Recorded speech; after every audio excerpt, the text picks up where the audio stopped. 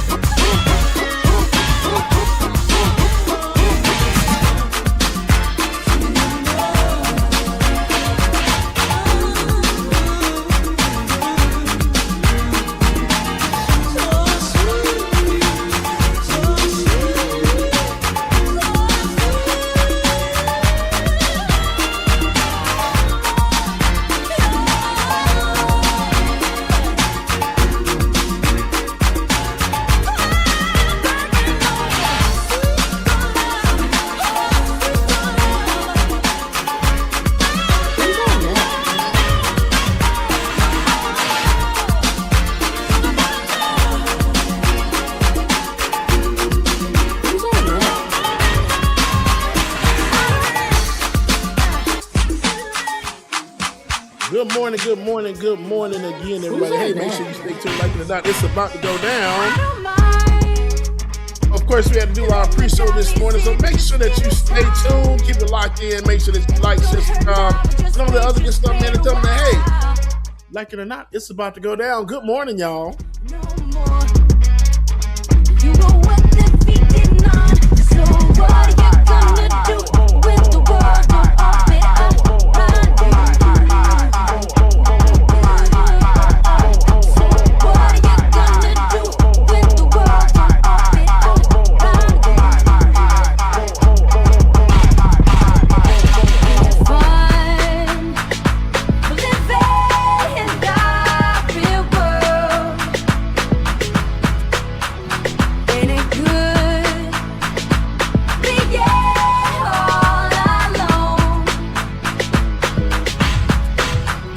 Where you from? You might be the one who's running things. Where you can ring anybody's bell to get what you want. See, it's easy to ignore trouble when you're living in a bubble. So what are you gonna do when the world don't orbit around you? So what are you gonna do when nobody wants to fool with you? Ain't it fun living in the real world? Ain't it good being all alone? Ain't it good to be on your own? Ain't it fun you can't count on no one? Ain't it good to be on your own? Ain't it fun you can't count on no one? Ain't it fun living in the real world? Ain't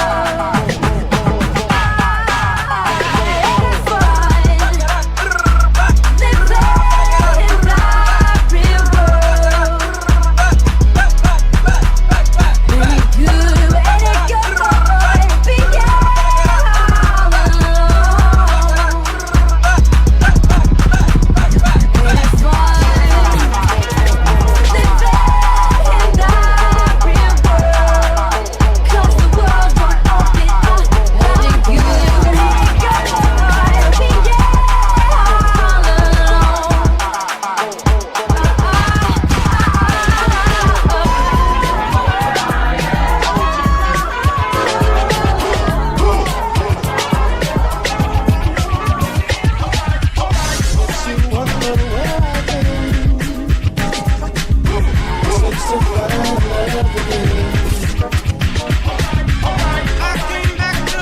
Y'all know what name of this song is.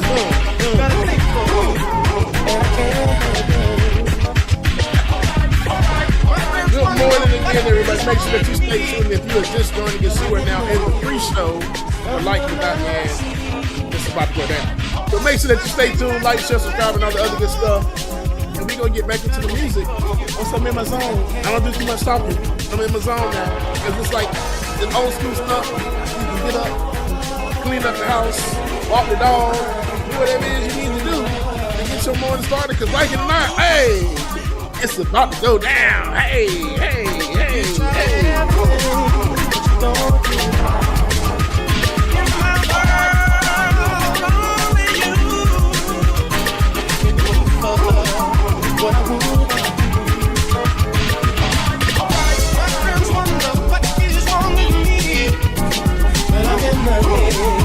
From your love, you see. I came back to let you know. Gotta think for you, but I can't let go.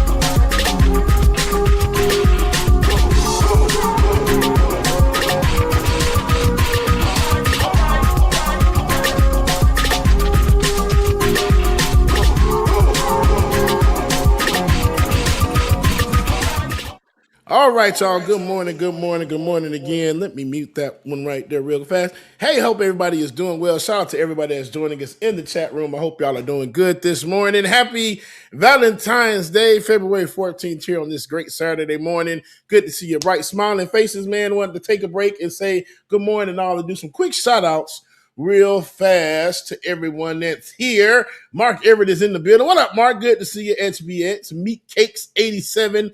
High as heck priestess. Happy Substance Day to you. Mom and Daddy is in the building. Good morning. The Ralph 2041. Arknoid, good morning. Revel, whatever your name is, good morning. Six Dragon Daddy is in the building. Truest. Oh, True Self K. Good morning to you. I thought I was going to mess it up, didn't you? Micro 2, I see you. T Holly 2000. Sheila Blessing. Good morning, Bubba. Happy Valentine's Day. I hope you're having a wonderful day. It is because I'm here with y'all. So happy Valentine's Day, Sheila. I greatly appreciate you. Gilbert, what's going on? FMBK News. Good morning. Boomerang by the Baby will be a good skate song. That one, what's the word? Pop that thing like a crack with a clap.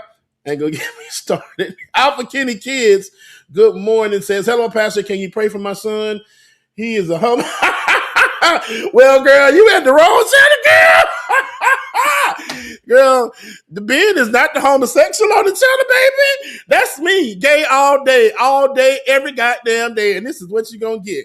You old homophobic ass mother sucker. Hey, girl. Hey, honey, how you doing? And now you got me queening out on the goddamn internet on Ben's straight ass channel. You little punk ass. Girl, James, get me showing out. Get me showing out. God dang it. James, they didn't realize where they came, bro. They didn't. And they had the right, ooh. And Ben, you know, I'm here doing my shout outs and everything. And when I saw it come in, I'm like, wait. I'm like, pray for my son. Okay, cool. Oh, he's homosexual. I'm gonna pray for your son that he gotta have a punk ass daddy like you. Yes. I want to call you an FN. I'm not gonna call you FN on Ben's channel because I'm not gonna cuss on Ben's channel. I said I'm gonna do better. Okay, but I'm praying for your son that his daddy go get some goddamn help that he needs. Because Alpha Kenny Kids, girl, go jump off a bridge somewhere. And that's all I got on that. Johnny G, good morning to you. Oh man. Ben, he really came. He came on the right channel at the right time, bro. My freaking God! Oh, when I tell you, once this show is posted, I'm gonna clip the shit out of that and put that everywhere. Cause how dare you talk about pray for your son? Cause you're homosexual, like, girl. Pray his son get delivered from his daddy. From his daddy. Oh, pedophile lad. You probably, you know what? Yeah, let me shut up, man. Epstein file here, that boy. Okay, and your ass in the Epstein files. Now clock that T. What do you say? Now check that, boo. Okay. Excuse me. Now I digress. Back to what I was saying. William Moore, good morning to you. Johnny G, good morning. Nebulous Boy, good morning. Devin, good morning. Says, hello, fellow queen. Hey, sister. HB, Sheila Blessing. All right. I think I got everybody out the way, and I got my rant out the way. We can get back into some music, okay? Because he tried the hell out of me. So here's something new. And I love this damn song so much. And this is a good skate song, Ben. So I know you got something ready for me. 1, 2, 3. Hey, Mr. DJ.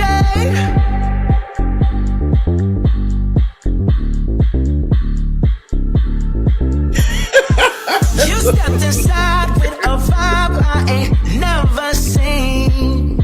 Yes, you did. This shit got me tipping over here, boy. Like you won't come and talk to me. But look here, it would break my heart, break my heart, break my heart if I find out you can't move.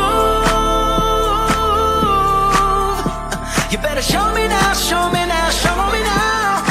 Cause when I take it to the floor, ooh, you gotta get down. You know what to do. Hey, Mr. DJ, play a song of this pretty little lady. Cause she dances, finishing up right now.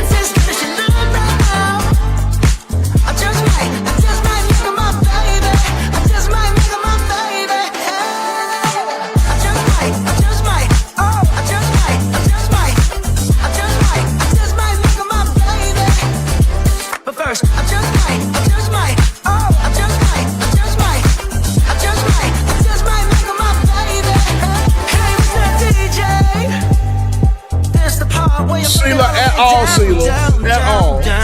This is the part where I turn you all the way around, round, round, round. Put some spirit in it, put your heart into it, that's all I need. And if I like what I see, you're coming home with me. Hey, Mr. DJ, play some on the street and everybody. Cause she dances, she do it right now. I just might make her my baby. I just might make her my baby. I just might, oh, I just might make her my baby. I just might oh, I just might make her my baby.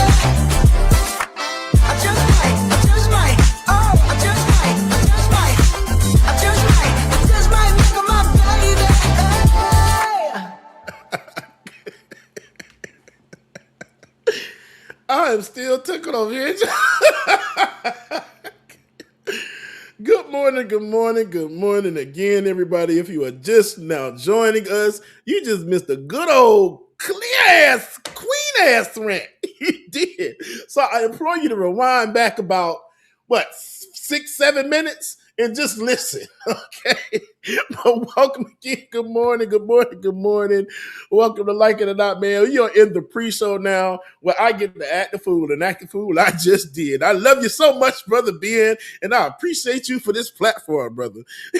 But y'all make sure y'all stay tuned. The Queen will be joining momentarily, and as we are waiting for the Queen to get here, of course, we'll take you up and through there with some good old music, man. But in the meantime, in between time, let me see what I got over here for y'all. Did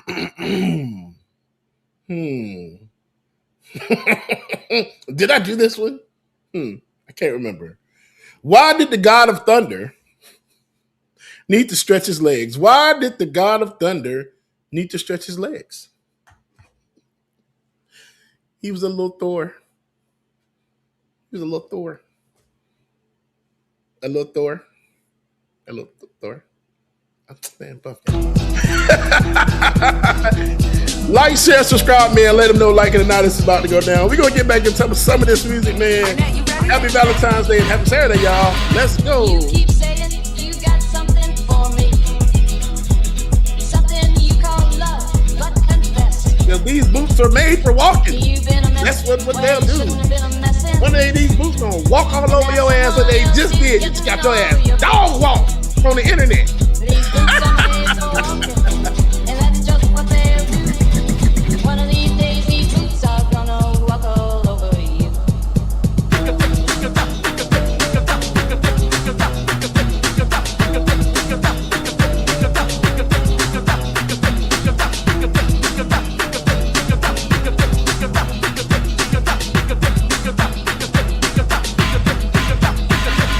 You keep saying you got something for me. Something you call love, but confess. You've been a messin' where you shouldn't have been a messin'. And now someone else is getting all your best. These boots are made for walking, and that's just what they'll do. One of these days, these boots are gonna walk over you. Y'all know that list. He the wizard got them bang. Live in the building. I didn't know I was there. You ready? Where them fans at? Where them fans at? Where them fans at? Give me one time. DJ RL with a dude, with a dude. I got my face on the ground. Ben is my dog. That Ben is my dog, bro. The video. Get up out your seat. Let your body move. Cowboys and cowgirls feeling the groove. Sitting on the moonshine. Fire barrel rolling. I'ma get behind this thing, girl, and hold up.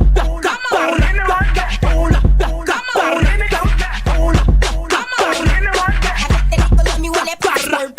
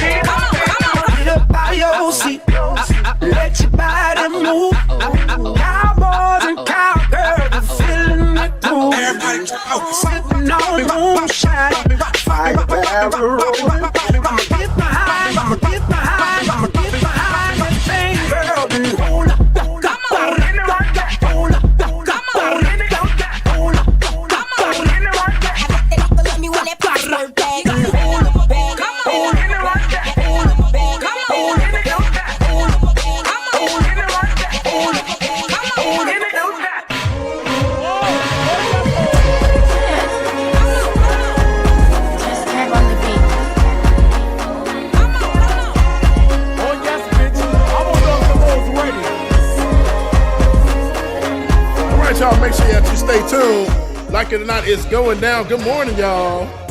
It's so silly in me to act like I don't need you back.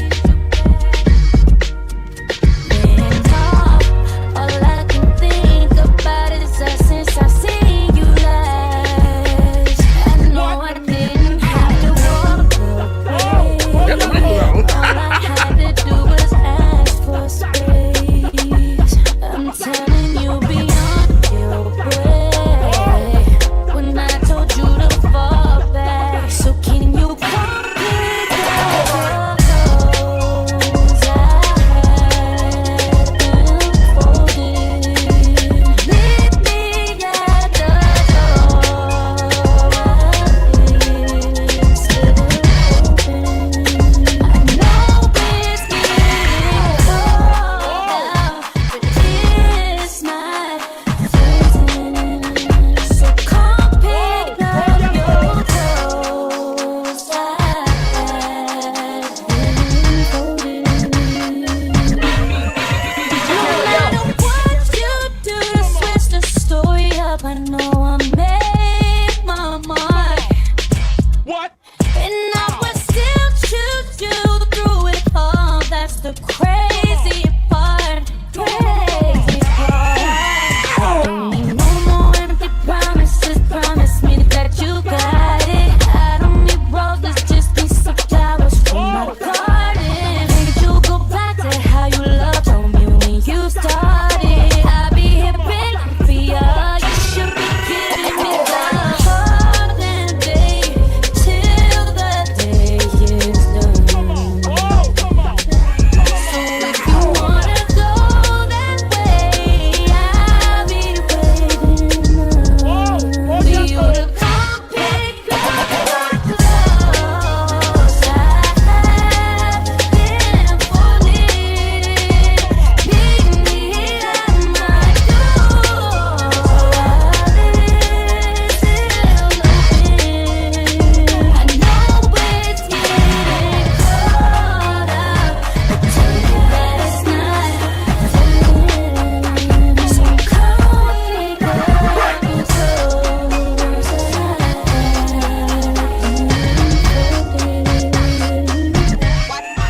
Watch the breakdown. I'll let your body decide.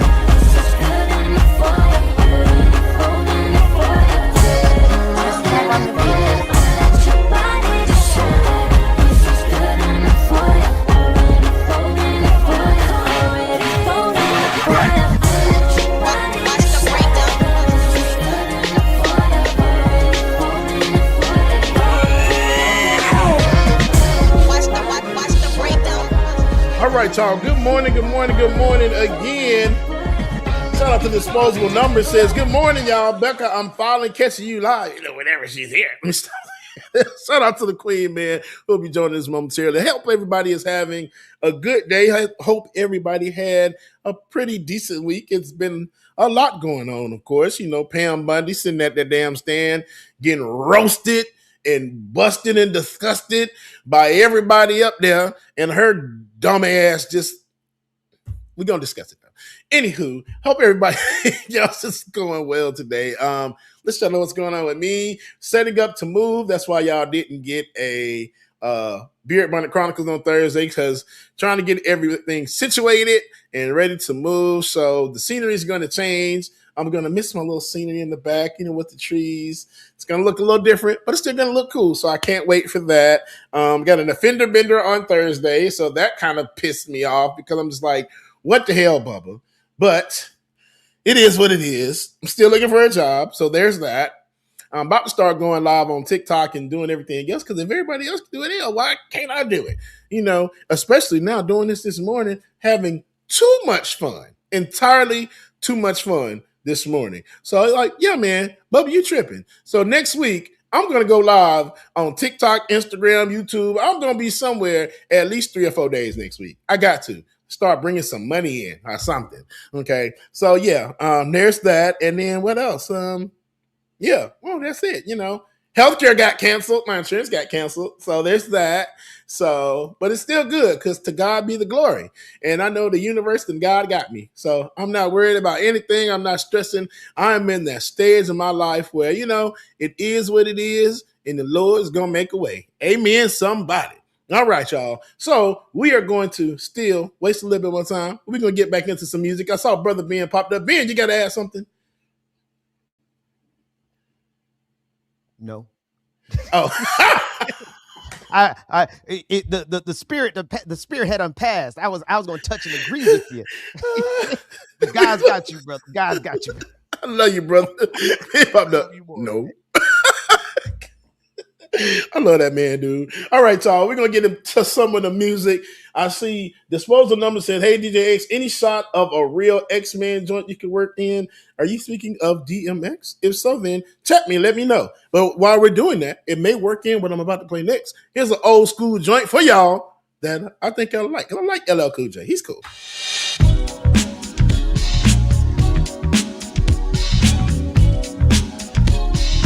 He's cool.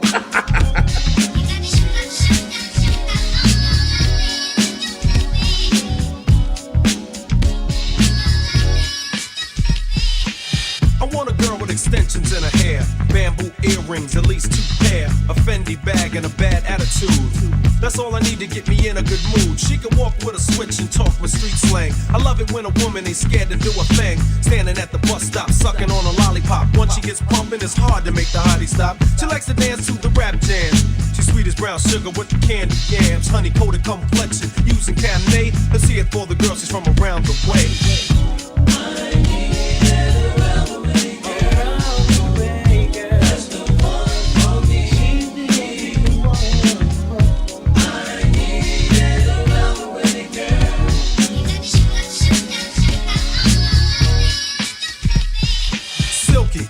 Her smile is like sunshine. That's why I had to dedicate at least one rhyme to all the cuties in the neighborhood.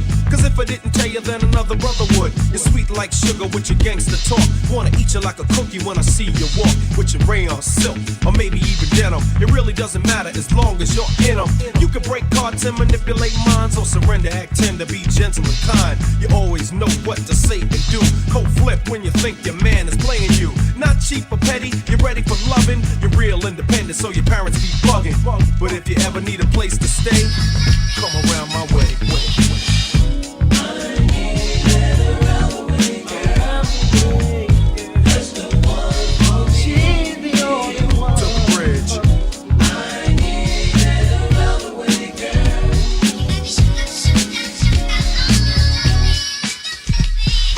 Perm in your hair or even a curly weave with your new edition Bobby Brown button on your sleeve. I tell you, come here, you say meet me halfway. Cause brothers been popping that yang all day.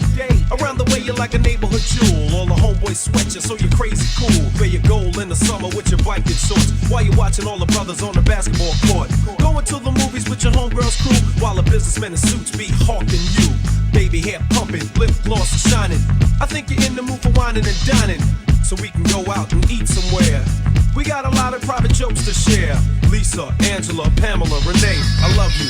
You're from around the way.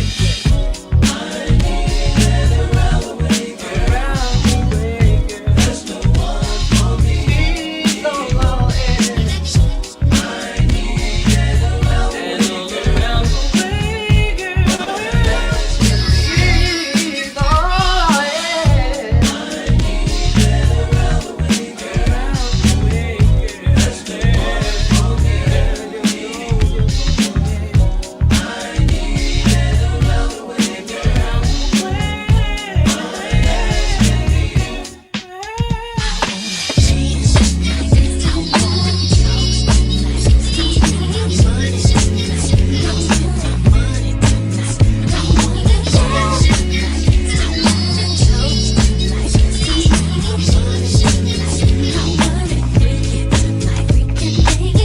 First thing we need to do is buy brand new fits for you.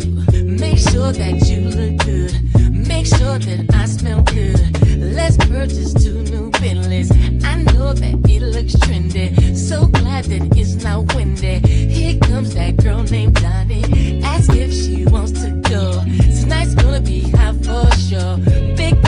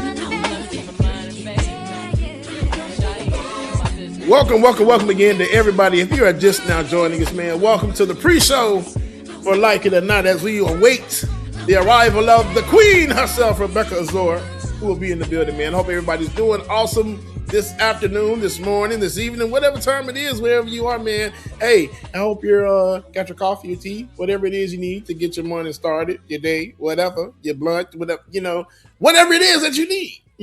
But good morning to everybody that's now joining. Laura Estrada, good morning. Good to see you. Rolled over again for 9-8. I butchered the hell out of that. Good afternoon to you, eco-socialists. What's going on? Julius Dennis, what's going on, Julius? Good to see you, man. Hey, T Tweety, what's going on? Shout out to everybody, man, for the support.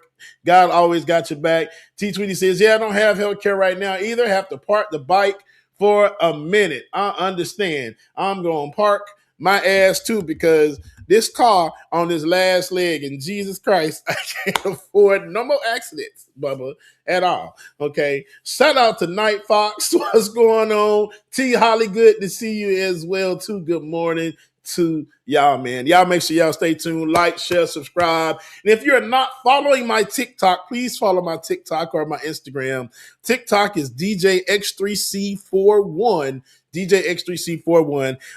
Follow me because next week we're going to be starting some mixes. I'm going to jump on at least for an hour or anything. So we can get started. I got somebody texting me about an event. I told him I have to DJ in DC. So I'm like, he's trying to do one day, but I'm like, if I go to DC, I'm going to be in DC the whole weekend. So I'm over here trying to take care of that now. DJ X3C on Instagram as well and anything else in the social media platforms. Hey, if you want to support as well too, DJ X3C on Venmo and DJ Exclusive on PayPal.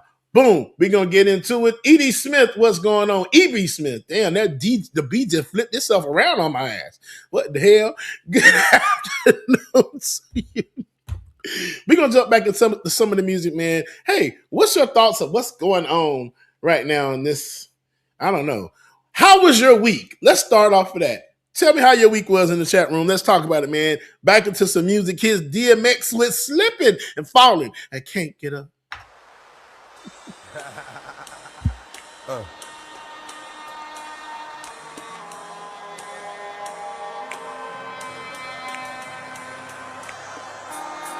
See, to live is to suffer. To survive, well, that's to find meaning in the suffering.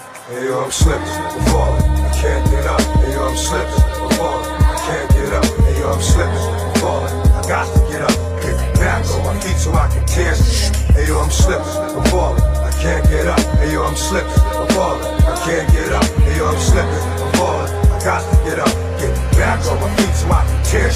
I've been through mad different phases, like mazes, to find my way. And now I know that happy days are not far away. If I'm strong enough, I'll live long enough to see my kids doing something more constructive with the time than biz. I know because I've been there, now I'm in there. Sit back and look at what it took for me to get there. First came the drama with my mama. She got on some fly shit, so I split and said that I'ma be that seed that doesn't need much to succeed. Strapped with mad greed, a heart that doesn't bleed. I'm ready for the world, or at least I thought I was. Bagging when I caught a buzz, I was thinking about how short I was. Going too fast, it wouldn't last, but yo, I couldn't tell. Group homes and institutions, prepare my for jail. They put me in a situation, forcing me to be a man. When I was just learning to stand without a helping hand. Damn, was it my fault? Something I did to make a father leave his first kid at 7, doing my first bid. Back on the scene at 14, with a scheme to get more green than I'd ever seen in the dream. And by all means, I will be living high off the hog. And I never gave a fuck about much but my dog. That's the only I'd head off in my last. Just another little come on, headed nowhere fast. Hey yo, I'm slipping, I'm falling, I can't get up.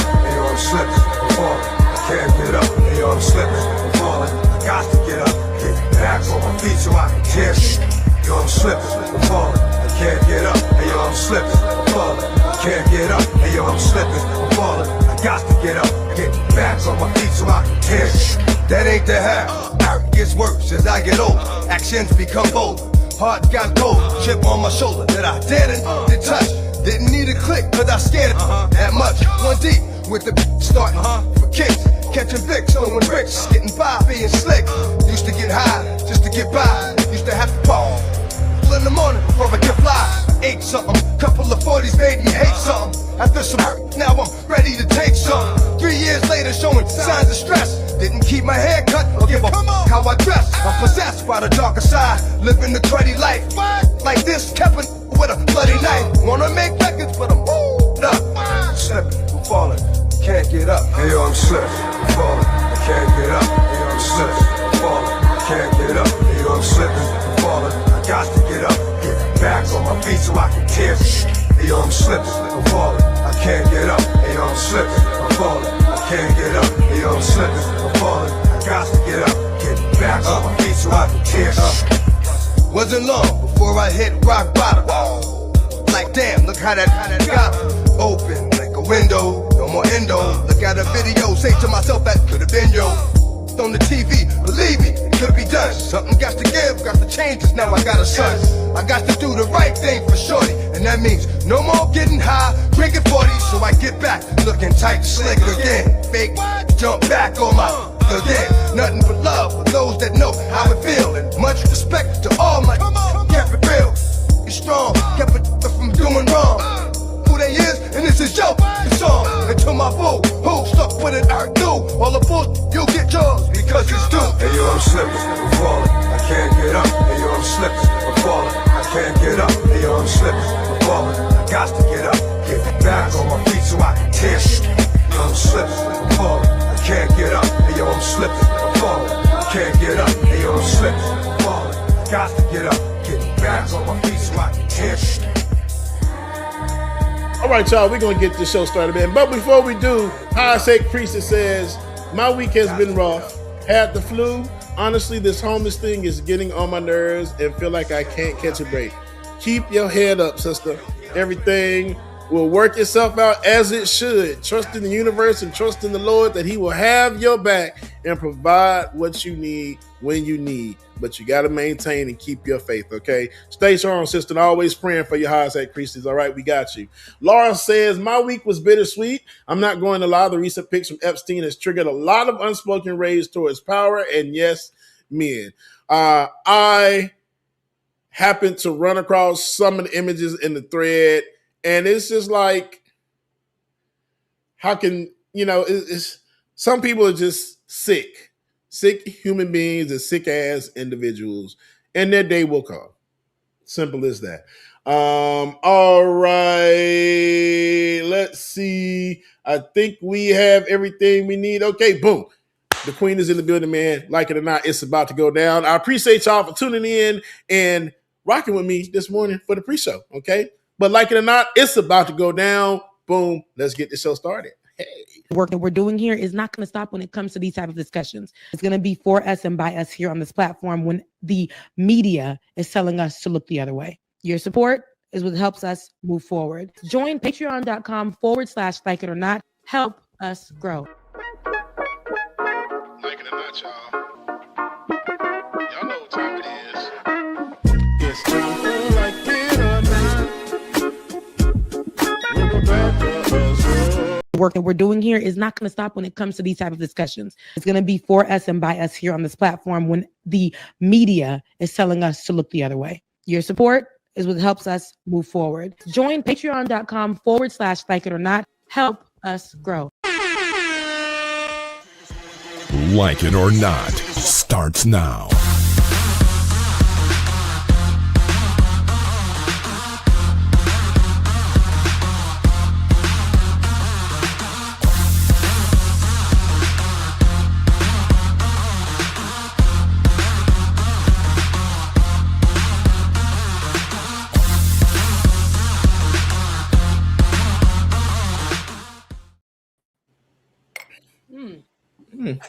Let me make sure that's the right microphone while I'm over here sipping my good tea. That was the same top I had on in the work that we're doing here is not going to stop commercial. This is the same top I had on. And it's the other. No, this time it's grown out. No, Grown out. I'm talking about the microphone. It's the microphone. It's giving it's giving Android right now. Wait a minute. Like it was last week. You missed last week. Oh damn. And here we go. Here is professional Mike. Hey guys, saying I had the same top on. Still not. No. Still not the same one. No. No. I mean, we could rock with it. We could hear you. I mean, we can hear you. know, Yeah. It's not. Yeah. But yeah. The sultry sounds. Yeah. It's giving like. Here we are. We're with the actual mic. I apologize. Okay. Okay. Yeah. Good, Mike. Okay. I was just saying that I have the same top on that I had in the commercial, but your girl Was it the same one? out. I've grown out of the top. You see that? Yeah, that's 30.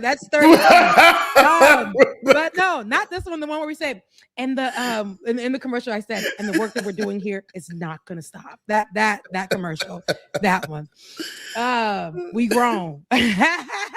we grown. No more braces, as we said. That's why I said it needs to be a new, updated photo situation going on because ain't no braces, as we can see.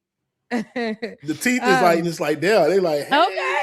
Every time they stop me in the street, Bubba. They be like, "Wow!" Like I remember when I was working at that job for about 2 months recently. The white girl that was in there because the kids be like 21. They were like, "Oh my god! Like you're how old? Wow!" And I'm like, "Girl, chill, grown." And then they're like, "Gosh, your teeth are so white," and that's because.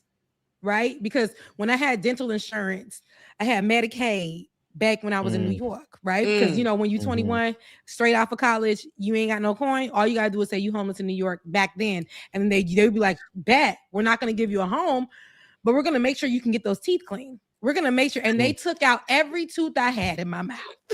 So the ones that you see here are the ones left behind. They gave me because it was Medicaid. They gave me a mad scientist. The man that was retired that would come into the office on Thursdays, okay, a mad dentist. He would come into the office on Thursdays and start to work on people's teeth. And this man was just going crazy on me. He done drilled my lip. So I have a scar for life and 40 missing teeth in the back. But the front, as you can see, it's giving Trump checks. Remember when Nene said that? I got Trump checks. Trump checks. And I ain't talking about the little 1,600. No, but this right here, I'm grateful because I had a black dentist that when I came here, a black dentist woman who was like, sis, we gonna get that. We gonna get those together. And she did, and she gave me a payment plan that was like, God bless her. I don't know where she at in this world, but she gave me it could be illegal, but she gave me a really affordable payment plan. See, when she found out I was on doing television work, and she was like, baby, no. Oh, that's good. No, we're gonna get those together. So that's why, she got me the braces and all that. But that's that story. I apologize for just going in straight into that. Listen. And before you go on, let me tell you, because I had this dentist, this African man, he was so fine. I'm like, let me go back so you can play in my mouth some more. That's insane on Valentine's on Valentine's Day. Anywho, wait a minute. Love you back. Intro. Welcome to the Valentine's Day edition of Like It or Not. Wait, you're supposed to greet. Go ahead. We're gonna do this right. Go. It's good afternoon. It's not even the same. Just say good morning. It's good morning on the West Coast. So say good morning. Okay. Good morning. Good morning, and welcome to Like It or Not, where we're free to tell the truth. And not care who doesn't like it. Yes. So the reason why I had woke up this morning and hair was a mess, right? And my hair is natural, whatever. It was a mess. And I said, you know what, I got time. I just cleaned up the bathroom. I got time. I said 11:30, gonna do some little spinning. Let me start doing some Let me start doing my hair right now. So I started doing my hair, so I'm gonna be done. But then my sister called me, and I was pouring into her like, love will come. But she was like, girl, speak to yourself. I'm good. And I was like, well, I need to talk to myself. Love will come. And I started slowing down on the hair process. And that's why I'm like, I said, I'm gonna do my hair for the show. So I did my hair for the show, and that's why I'm late. It ain't nothing. It wasn't I didn't have no task to do. I had nothing. I had nothing to do. That's the honest truth. I was like, I want to do my hair, and it got crazy. And I was like, oh Lord, it's getting crazy. But then I worked it out, and this is the result. So love will come as I'm newly single, and it's Valentine's Day, but I still feel love. And how y'all spending y'all Valentine's Day? with y'all right here. Yeah. Not doing What nothing we because doing I'm right saying now? it's lonely. This lonely people day. I want to say Is it? Valentine's Day so bad, but I'm not gonna be like that. But I'm gonna be here in the house and go over to the new place to try to get some stuff together. But yeah, that's it. I can look because that's how black folks do. They looking in the background. Background looking different. Yeah. Oh, this is the old house right now, but yeah, it's No, I know it don't look. It is not filled up. It's like it used to be. You're right. Yeah. You feel me? That's black folks and people business. So people get on FaceTime and look, I'm not looking at you, I'm looking behind you. But that's all right because God moved you into another place, right? You're not going in the streets, but you're going into another place. Thank you, Come on now. Come on, somebody. Thank you, That's all somebody. right. That's all right. And yeah, love is, Ben, I know that you're married. God bless Right. you. You have a partnership. Yes. So, and I know, I think the older you get, you realize Valentine's Day is really not what they're trying to make it to be. Because if you guys do not see on socials how they are really, baby, I used to say the propaganded, but baby, the way that they are saying, like it's, how they prom posals, it's Valentine's Day posals or whatever you can call that. Valentine posals. But the people are on the internet. My best friend was telling me about this because I haven't been on the internet for the week. But the people are on the internet and they're asking people to be their Valentines, which is so beautiful. They're asking people to be their Valentines. And as they're asking people to be their Valentine, they are giving them what you would give somebody on Valentine's Day. So what are you giving the person on Valentine's Day when you're asking them to be your Valentine on the 12th, the 10th, the 3rd, and you giving them flowers, chocolates? It's a whole hotel room set up. You flew them out in front of, to go stand in front of what's the tower? Is it in Paris? And the Eiffel Tower. The Eiffel Tower. Because I don't really care much about France because they colonized my people and all that other stuff. Ooh. So, but I'm like, they over there doing all of that stuff and not for a proposal, like with a ring, trying to get married. This is literally what they are doing for just for Valentine's? For flowers and things like that. I mean, for Valentine's Day. And I think now I'm just, like I said, I'm newly single, and I'm one of the people who are single. I don't hate love. The last time I was with a man, a man. But the last time I was with my man, Ben, you was calling me and we was planning over to take over the world that day. Oh, that was recent? That was recent. So like I said, that was 2 weeks ago, and that same day, I'm gone. It didn't work out. Yeah. So going through a breakup, but this is not child Rebecca. Like, you got to go through your breakup. You got to deal with it. I love love. I think that everybody should experience it and does experience it in some form. You just lean into that love, whether it's from a family member, whether it's from a friend, whether it's from yourself. You lean into that love. Amen. Or the love of God. I like that. I like that, Becca. Yeah, because I think a lot of years when the time comes by on this holiday, people tend to be like, look at what they don't have, and you got to really look at what you do have, right?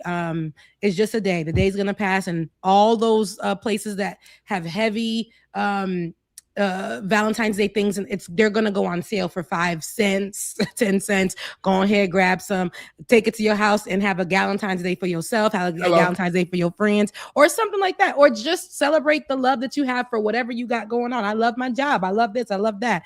Just really, really do that. And it doesn't. I know people are online saying that's because you ain't got no man. No, I just had one. No, I feel more loved now than I did in that relationship. So just kind of just really focusing on yourself. But I ain't gonna lie, I love being in a partnership with somebody when it comes to love. So I'm always rooting for that too. When I see two people together and they are in love, it always makes my heart bigger as well, and say I'm looking forward to when that is my time as well. So yeah, and that's me. I'm a person that loves very hard and has a lot of love to give. So it's like when I feel like I can't give that love out, I think it affects me sometimes. But I've gotten to that point now where, like they said, everyone's saying in the chat, self-love is important. Giving love to your family, your loved ones, your best friends, to God it's important, and I've learned to handle that and deal with that. Like today, I'm cool. Any other day, I think I would probably, or any other Valentine's Day, I probably would be like, oh, I wish I had somebody giving me flowers or candy or a kiss. But now I'm just like, you know what? I'm about to go get me some candy. I'm gonna get me a heart shaped pizza, and I'm gonna get me a good weed shaped blunt, and I'm gonna be good. Happy Valentine's Day to me. As you should. And you know, I can't go nowhere, do nothing. I've been in the house all this time working because ain't a coin in the bank right now. But I've been working, I've been in the house, but I was like, you know what? Since I'm not gonna go anywhere, I can't go anywhere. I'm just gonna really listen to some love songs and just reiterate those songs to me. I was just listening to and this is, I'm gonna say love songs, but God, I was listening to in a falsetto. Ooh, baby.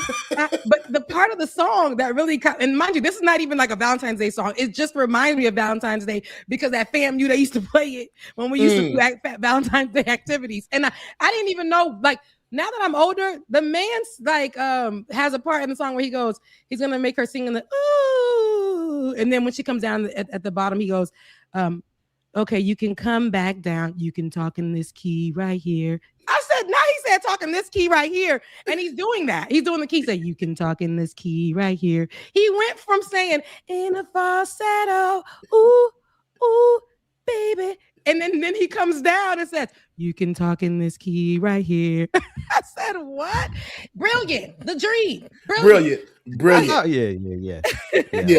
Brilliant. Mm-hmm. Yeah, so that was my album back in the day. Okay. Yeah, no, absolutely. The Love King. But with that being said, Can't Sing Worth Nothing to Me, but has a million great songs. Songs are amazing. I love The Dream. Yeah. And you know what? Amazing producer. And I was saying, you know, is it that he can't sing, or is it that he has a interesting tone of voice? Because he has a pre-auto tune. Like, I mean, he's good for what he did. It's nasally. Like his first 2-3 albums, loved it. You know, he was around the time when it came out, it was amazing. It was perfect for what it was. But now at this point, it's like, you know, producing. Does he have something new out? You're producing. No, at this point, he's producing everybody now. He's done a lot of work with Beyonce as of the last 2 albums. I mean, he's Beyonce. No, so from day one he was doing work. When he Single Ladies, he was already doing work with Beyonce. He is literally like the person that she goes to when they write. That is her person, and you would be so shocked that is the person that she goes to when they write. Basically, he ain't got to work ever again in his life. He writes a lot of people's songs. He's the one that did "I'ma Put You to Bed." Any song that you heard with it. There was a lot at the time. Umbrella. You know, that The Dream made that. And you got Kelly Rowland saying it in her music as well. Beyonce, you have that. It's The Dream. Yep. It's The Dream. So yeah, you know, at this point, I saw him during the and then we'll get into some news after this, but I saw him during the Brandy and Monica concert. This is me trying to talk to y'all because I've been in the house for 2 weeks working on this new job, and I ain't talked to not a soul, not a body, and been going through the breakup at the same time. I ain't talked to a soul, not a body, not nothing. So yeah, I just really I love The Dream.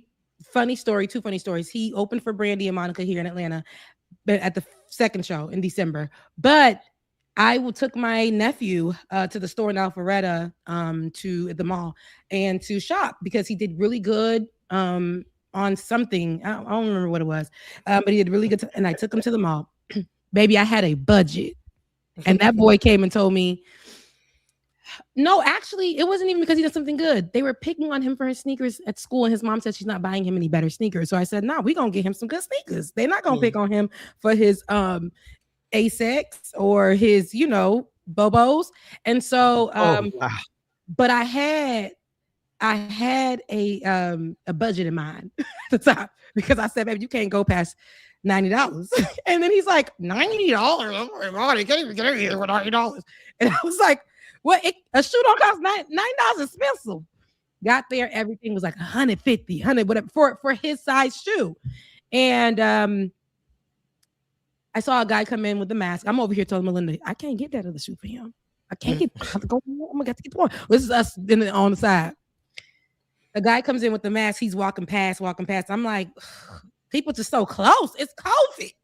Oh my God. And then he pulls down the mask and says, y'all don't have to worry about nothing. Baby, he pulls out $400 and gave it to me and said, get that boy the shoes that he needs. No, for real. It was the dream. So shouts out to the dream. And then he put the mask back up and walks away. And I'm just looking like, Melina, that was the dream. I know you not. You lying. You my God, Becca. She's like, girl, it is, but we're not gonna act like, oh my God, that's the dream. We're just gonna take the money. and then we took the money, but we made sure to buy the baby all the shoes that he wanted, and we were able to buy him 3 pairs of sneakers. And he would thank us every day saying that and we got him the because he wanted the new, I guess, Mellows at the time. This was 2020, 2021. He wanted the new Mellows, and I was like, baby, I can't afford that. I can't. And it was like, I think it was the Artie and something Marty, whatever design on the shoe. And I couldn't afford it. I was like, no, I'm so sorry. And then that's when the dream was like, hey, you can get him whatever he wants. And he gave us the money, and that was it. So anyways, that's my rant for this morning about the dream. Shout out to the dream. That was Shout out whole, to the dream. And it's all about right place, right time, child. I'm trying to find this. Right place, right time. Who's always in the wrong? This administration. The people in this administration are always wrong. But specifically this week, we saw Pam Bondi crashing out before our eyes. I know, Ben, you said you have a lot, on Pam Bondi, a lot of images that we can watch. Hopefully they don't shut us down. Because remember last week, baby, they shut us down. Camera and everything. The feds was watching. So, which is funny, I was actually watching the stream in the car. Ben's stream was still going, and I heard the whole conversation. Y'all was still going, but when you said that everything is shut down on your side, back, I'm like, what the hell? Yeah, like, that's crazy. It was crazy because they shut you down, but not me down. Absolutely. They're always going to shut the smaller creator down. And I don't consider myself a smaller creator, but they're going to shut the smaller creator down. I mean, for me, Ben, you are well known than me. All these years you've been on all them shows. Okay, I have. And you know who recognized that too? Google. When I said, you heard it right here. Google, who am I? It know who I am. It didn't recognize you, Ben. You're a little more vintage. But that Wait a minute. You are the GOAT. And that's why. You know what I'm saying? So that's the reason why. But Pam Bondi is not. Pam Bondi is a fish out of water. I know right now she is the attorney general in the Trump administration, if you guys do not know, but she's been at the center of the major controversy tied to the Epstein document releases, and every single thing that she's been saying has been in my mouth, Trump. I'm just kidding. And all of what we were seeing is somebody who is going to regret this down the line. We're going to have a Marjorie Taylor Greene moment with her. A lot of the people who have been in this administration have left to give apologies or write a book or give us a documentary. And Pam Bondi is going to be one of the ones that are on Netflix, sounding like Tyra Banks in this Netflix special that's coming up, sounding crazy. Okay, so let's start. I don't know where we're going to start, but let's start with, and mind you, the reports are that they have given these unredacted Epstein files, right? And who's unredacted in these Epstein files? Lots of the victims who people want to refer to as survivors, but victims and their full names and their addresses or their homes or personal information about them. But yet who is redacted? Donald Trump and friends. So how they search these files, strange. Where the file's been sitting, strange. How they have been constantly undermining everything that's been going on, the oversight of the committee, how Donald Trump and this whole damn administration just acts like nothing applies to them. But what I love about this is now people actually get to sit in front of her. She doesn't go to the camera in these instances or give these press releases. They are sitting in front of her and they are like, so you tell me what's up, huh? Tell me what's up, right? Because who's scared? Who gonna check me, boo? That's what they're saying to her, and she's shook. So let's take a listen. Let's take a look at some of these moments with Pam Bondi as they're calling her out on the floor. Has arrested Don Lemon and Georgia Fort. And I might add that y'all actually had a judge that rejected y'all for trying to arrest Don Lemon before, just like the grand jury rejected y'all as it relates to Senator Kelly, just like a grand jury rejected y'all as it relates to Senator Slotkin, just like the case against Tish James was dismissed and the case against Mr. Comey was dismissed. I completely don't get how it is that you're sitting at the top of DOJ because you don't seem to be good at your job. You're spending more taxpayer resources. And that's just a little bit of our good sis, Jasmine Crockett. She actually read Pam Bondi for filth, questioning her ability, like she did just now, but in more detail, to even do this job. Because, as you know, Representative Jasmine Crockett is a lawyer, and she was able to hit her back with, hey, do you even know what lawyers do, baby? Because, you know, as a lawyer, this is what we do. This is how we handle it. And here's what you did. And Pam Bondi's response, and a lot of the times, is, but Donald Trump, don't speak about Donald Trump that way. Don't speak about him in that way. You hear how they're talking about Donald Trump? They're talking. It's embarrassing. But anywho, you'll see no evidence that Donald Trump has committed a crime. Everyone knows that. This has been the most transparent presidency. He's the one that asked that those files. I'm reclaiming my time. I got your answer. You said there's no evidence. Trump asked Mr. Chairman, please stop the clock. Stop the clock. The legislation. This is time belongs to the gentleman from California. Okay. I'm going to put up another document from a witness who called the FBI's National Threat Operations Center, because I believe you just lied under oath. There is ample evidence in the Epstein file. Don't you ever accuse me of a crime. I believe you just lied under oath, and this is on videotape. You said there's no evidence of a crime. I'm showing you, here is a witness statement who called into the FBI's Threat Operations Center. He drove Donald Trump around in a limo. He overheard what Donald Trump said to Jeffrey on his cell phone. He was so angry, he was going to stop a limo and hurt Donald Trump. And he met a girl who said she was raped by Donald Trump and Jeffrey Epstein. She later had her head blown off, and the officers at the scene said that could not have been suicide.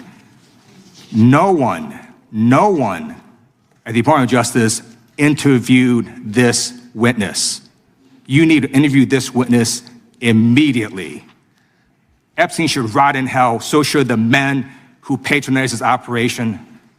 And as we say here today, there are over 1,000 sex trafficking victims, and you have not held a single man accountable. Shame on you. If you had any decency, you would resign right after this hearing concludes. Secretary Lutnick's ties to Epstein when he chose him to lead the Department of Commerce. Was he aware? Chris Malin was a Border Patrol agent. Okay, so I'm going to conclude that the president, in fact, did know about his ties because he was the next door neighbor. Shame on you. Oh, for goodness sakes. This is pathetic. Shame on you. Pathetic, Mr. Chair. I am not asking trick questions here. The American people have a right to know the answers to this. These are senior officials in the Trump administration. This is not a game, Secretary. I'm Attorney General. My apologies, I couldn't tell. Ooh. Clear down. I'm sorry. I'm sorry. Stupid ass. Ooh. Bruh. She said, I'm Attorney General. I couldn't tell. Baby, the people need answers, but they are tired. Mind you, they haven't gotten a chance to be like, Pam Bondi, what's up? So this is a mix of give us the answers, but you raggedy heifer. They're able to really say whatever they need to say, but also discredit her, not in a way that isn't warranted, but absolutely warranted. The things that they're saying about her aren't true.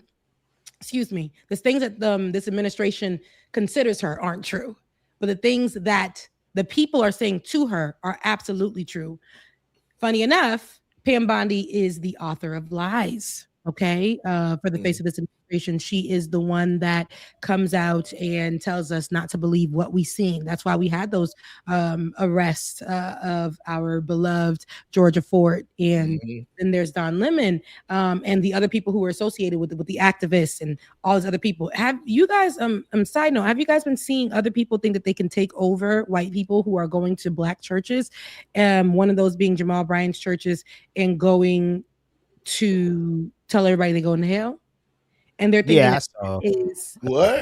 they're saying that is actually equal to what happened at the church in St. Paul. And that is not. You got these people going into black churches and claiming that they're going to hell. Mind you, we had people who went to black churches like Dylan Ruth, and went to the black church, prayed. They prayed over him. They did all the things, and then they shot him. I mean, then Dylan shot them, the black church up. So it's such a difference. You don't hear about people of black churches going into white churches and shooting them up. Those were activists that went into literally unveil the fact that the pastor is the field director for the St. Paul ICE office.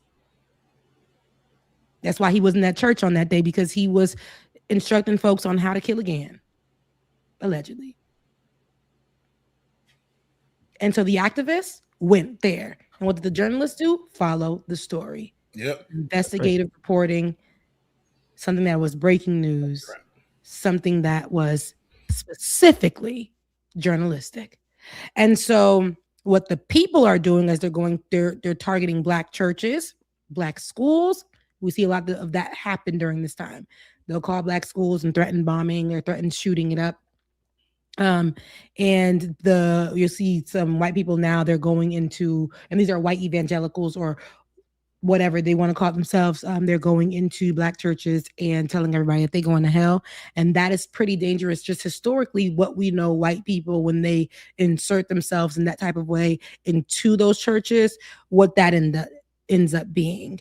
It's always written in discriminatory practices, racism, things to make the black community feel like what they're doing is how they're worshiping or whatever, them just being black is problematic. It's such a difference from what we saw in St. Paul, where the people that went there, the activists that went there, were just trying to call out the matter, because people were dying in St. Paul. People are dying in St. Paul as a result of ICE agents being there at the hands of ICE agents. And that pastor who was supposed to be preaching about love and connection and unity under Jesus Christ. Jesus Christ does not separate. He loves us all, right? But and that we're not supposed to be discriminatory and we're not supposed to be racist. But the pastor that's preaching that allegedly to this church, and this ain't alleged, he's actually the field directing officer in St. Paul for the DHS ICE agents, which we had murders happen as a result of the DHS ICE agents over in St. Paul. So that's just my 2 cents on that. Here's the video. I guess if you do have sound, you can definitely play that. So this is about the person in church. It's gonna destroy this church. He's gonna destroy this church. And if you're in it when he does, he'll destroy you with it. It's time to repent of your wicked ways.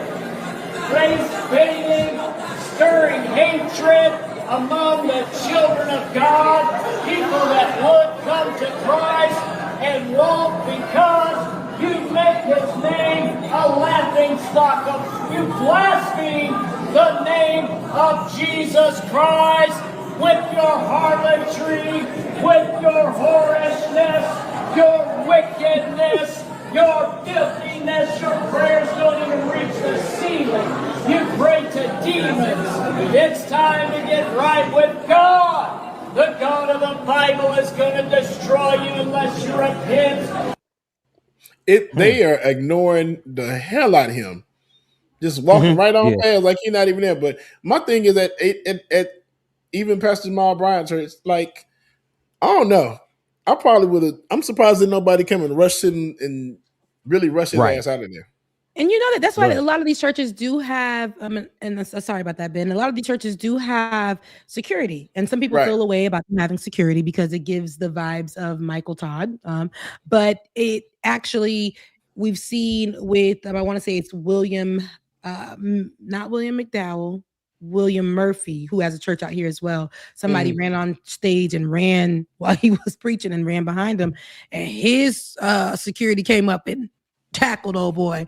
They got video of that? They did. I remember somebody was trying to run up on Philip Mitchell in his church, and he was like, "Hey, bro, they got don't because you might get." He basically said you might get laid up, that you might get laid out doing all that. Like, don't come up on the stage. We've seen that because, and the reason why they do that, yes, they are actually celebrities in this day and age. Yeah. It ain't only TD Jakes. You get on, you go viral in the internet streets, and people know what your church address is and all those things. You are now like a celebrity pastor. Yeah. People can go there at any time. But again, we've seen a lot of the hate that happens in that, whether we like the pastors or not, they should be considered safe. They should be deemed safe. So that's why a lot of them do get protection while in the church, because churches at one point were a huge target. They were a huge target. Yeah. And so, yeah, here's Jamal. Oh, sorry. Go ahead, Ben. I apologize. Oh, no. We got his reply. Let's listen to his reply. Evangelical nationalist pastor had the audacity, he and his wife, to get out of his car, as you just saw, and for propaganda and disturbance, filmed themselves coming into our church, using hate speech, condemning us with wrath, judgment, and correction completely out of order. And since you are against places of worship being disturbed, and this gentleman attempted to do it at a black church, I want to know, when is the arrest warrant? I don't know his name, but that picture should be clear enough for you to be able to track it down with the full spans of the FBI. Why didn't we have this same kind of calculated rage, outrage, and disturbance? They cut him. I hate when they cut. You'll trust like Revolt to do right, even though but you'll trust the Griot CNN on them to do right. And what they do is cut it off at the precious, like, baby, you should have cut that middle part out and gave us the meat, baby, because he was going to go into the juxtaposition of the matter, which is Pam Bondi and friends. You done went and took the people who were actually doing their jobs of the situation, people who literally were outing a pastor for being a part of murdering folks in that city. Okay. And investigative reporting was happening right there. And you thought, not my ICE agents. Okay. And you, Pam Bondi, Attorney General, right, of the United States, decided to put criminal charges, felony charges against the journalist. And we've heard them doing it with activists. No tea, no shade, but we've heard them doing that. But they done this with the journalists. However, now these white folks think I can do it too, because they're in their head computing it as this is the same thing. I'm going to go to this black church. I'm going to go to this black church. And especially because Jamal Bryant has been somebody who has been outspoken, much as I don't really care for Jamal, but Jamal has been somebody who's been outspoken in his church when it comes to political issues. When it comes to political issues, especially around this area, Jamal Bryant has been somebody to speak on that. So of course they're going to target his church first. So going into his church and telling everybody they're going to hell, no way. Unlawful soliciting, citation. But we ain't seen nothing going on. What Jamal was about to say was, okay, here is an actual crime that is being committed. Since y'all want to go ahead and say that what happened in St. Paul was unlawful, do your job, Pam Bondi. Get the FBI, get the agents to pull up to this man's house overnight in his window, scare his family, scare his children at 3 a.m. in the morning, and arrest him. Officers. That part. Now they would be glad. Look, the churches I go to, see, God bless.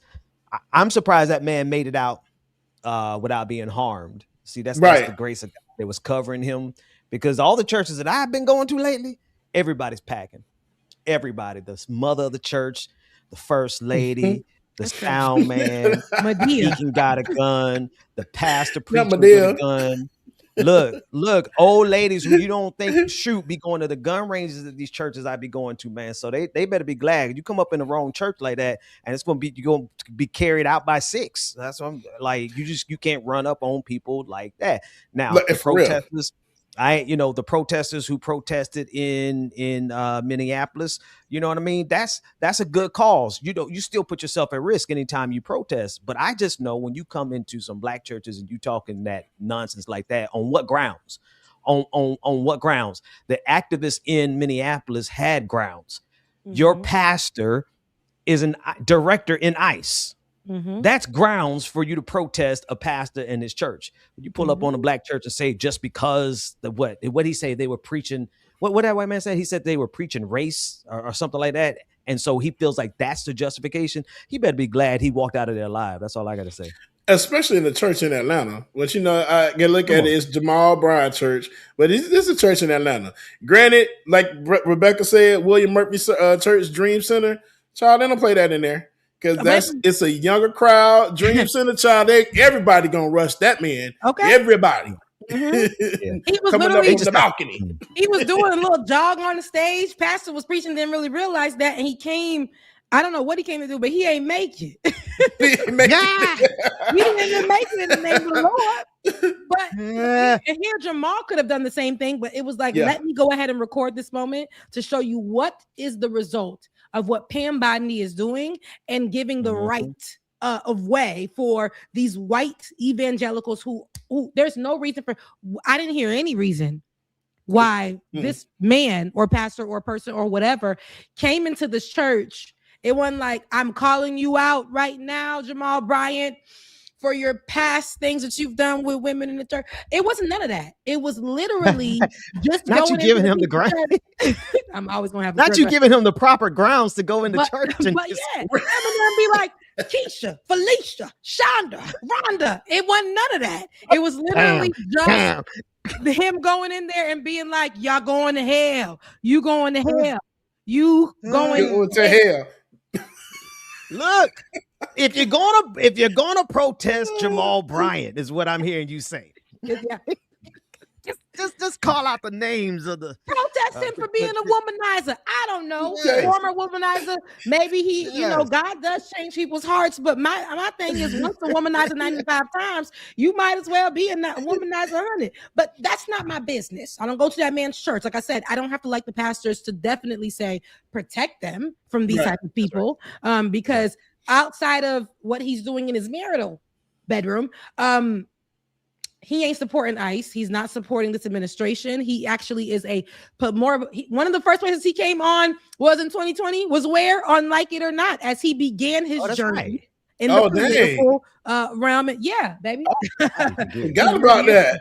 Yeah. And so we know that he has had a hand, of course, taking credit for the Target boycott, things of that sort. He's had a hand in a lot that's been going on here in Atlanta, especially on the political front. So I'm not going to play like he ain't been in it. He's been in it. He's been in the conversations. Right. He's been rallying around. He's becoming more of a prominent figure, like a Raphael Warnock, but not like a Raphael Warnock, because we know Raphael here is a pastor as well. Martin Luther King was a pastor. A lot of that we'll see here in the Atlanta area, that they'll become or go into the space of politics. So that's something that's normal here, normal all across the nation. But other than that, that's not an offense. What I just named to you was not an offense. What else? You just going into these places saying ERs. You must put back on the chains that we had on you 400 plus years ago. You cannot be in the house of the Lord worshiping the same God I worship. And because your people went on and confronted murderers at a church, I will now come and do Satan's work under the guise of fellowship and preaching the word of God, and tell y'all you going to hell with no reason except for we got to save this country, MAGA first. Pam Bondi gave me the right away. She gave me the pass. I mean, he And could here's have the thing, went like in even go ahead, James. No, good what I say. You about to say something crazy? What? Yeah, because he could have went in there and said, "You are going to hell because y'all pastor went with Giselle on Real Housewives of Potomac, and he need to, you know, he just said something like that." But no, That's right. But he didn't say that. He going said to hell. without He didn't. Just he didn't have a problem with Jamal Bryant's alleged infidelity. I don't know nothing about that man's personal life. I'm just saying the alleged, all that stuff. He didn't have no problem with that. Because Monique read all the receipts for the with the phone number on. Listen. I'm saying it's for me and my stream. I'm like, but here's the thing though. But they got all that in it. Even if they, first of all, that white man didn't go in there for that reason, right? But even if he had gone in there for that reason, every one of these white evangelical pastors are still supporting Donald Trump, who is implicated in rape and murder in the Epstein files. What's up P. Dixon? You wouldn't know? I wish it was just the white ones. Okay. Oh Lord. It's baby. Yeah. And I'm just gonna go back to send me a link. Oh gosh. That man that was murdered. I did not like how he was murdered. I did not like the fact that he was murdered. Let's be clear. I always gotta say that. But that man that was murdered, where his wife is parading his whole business, the white man, and his wife is parading his whole business, and that she's at the forefront of it. Yes. And Miss Erica is out here like he died. Yeah, it's crazy. But anywho, so many of your favorites who always say we don't like, come on, y'all. It's just because of what they believe. Look at because of what they believe, what it's resulted as since that day. Since that day, all y'all came up at the woodworks like, man, I can't even support none of y'all because he died over. So y'all killed him over a difference of belief. Remember that? And then it came out that it was not even a difference of belief. It was the same side. It was the same side. But none of those people, Ty Tribbett, whom I loved, Ty Tribbett, Carl Lentz, who was my former pastor, who was I'm always involved with some drama. Carl Lentz, who was my former pastor of Hillsong, who was the forefront of the drama that happened at Hillsong. That was my pastor, Carl Lentz. But he came out and was like, you know, for a difference of opinion. Now, Carl, you just came back. Okay, you just came back. You just got back on the scene, baby. Difference of opinion. And then so many other Black pastors and leaders began to follow suit. And then good brother Philip Mitchell went to his church and said, "This is not a Black church. This is not a Black church."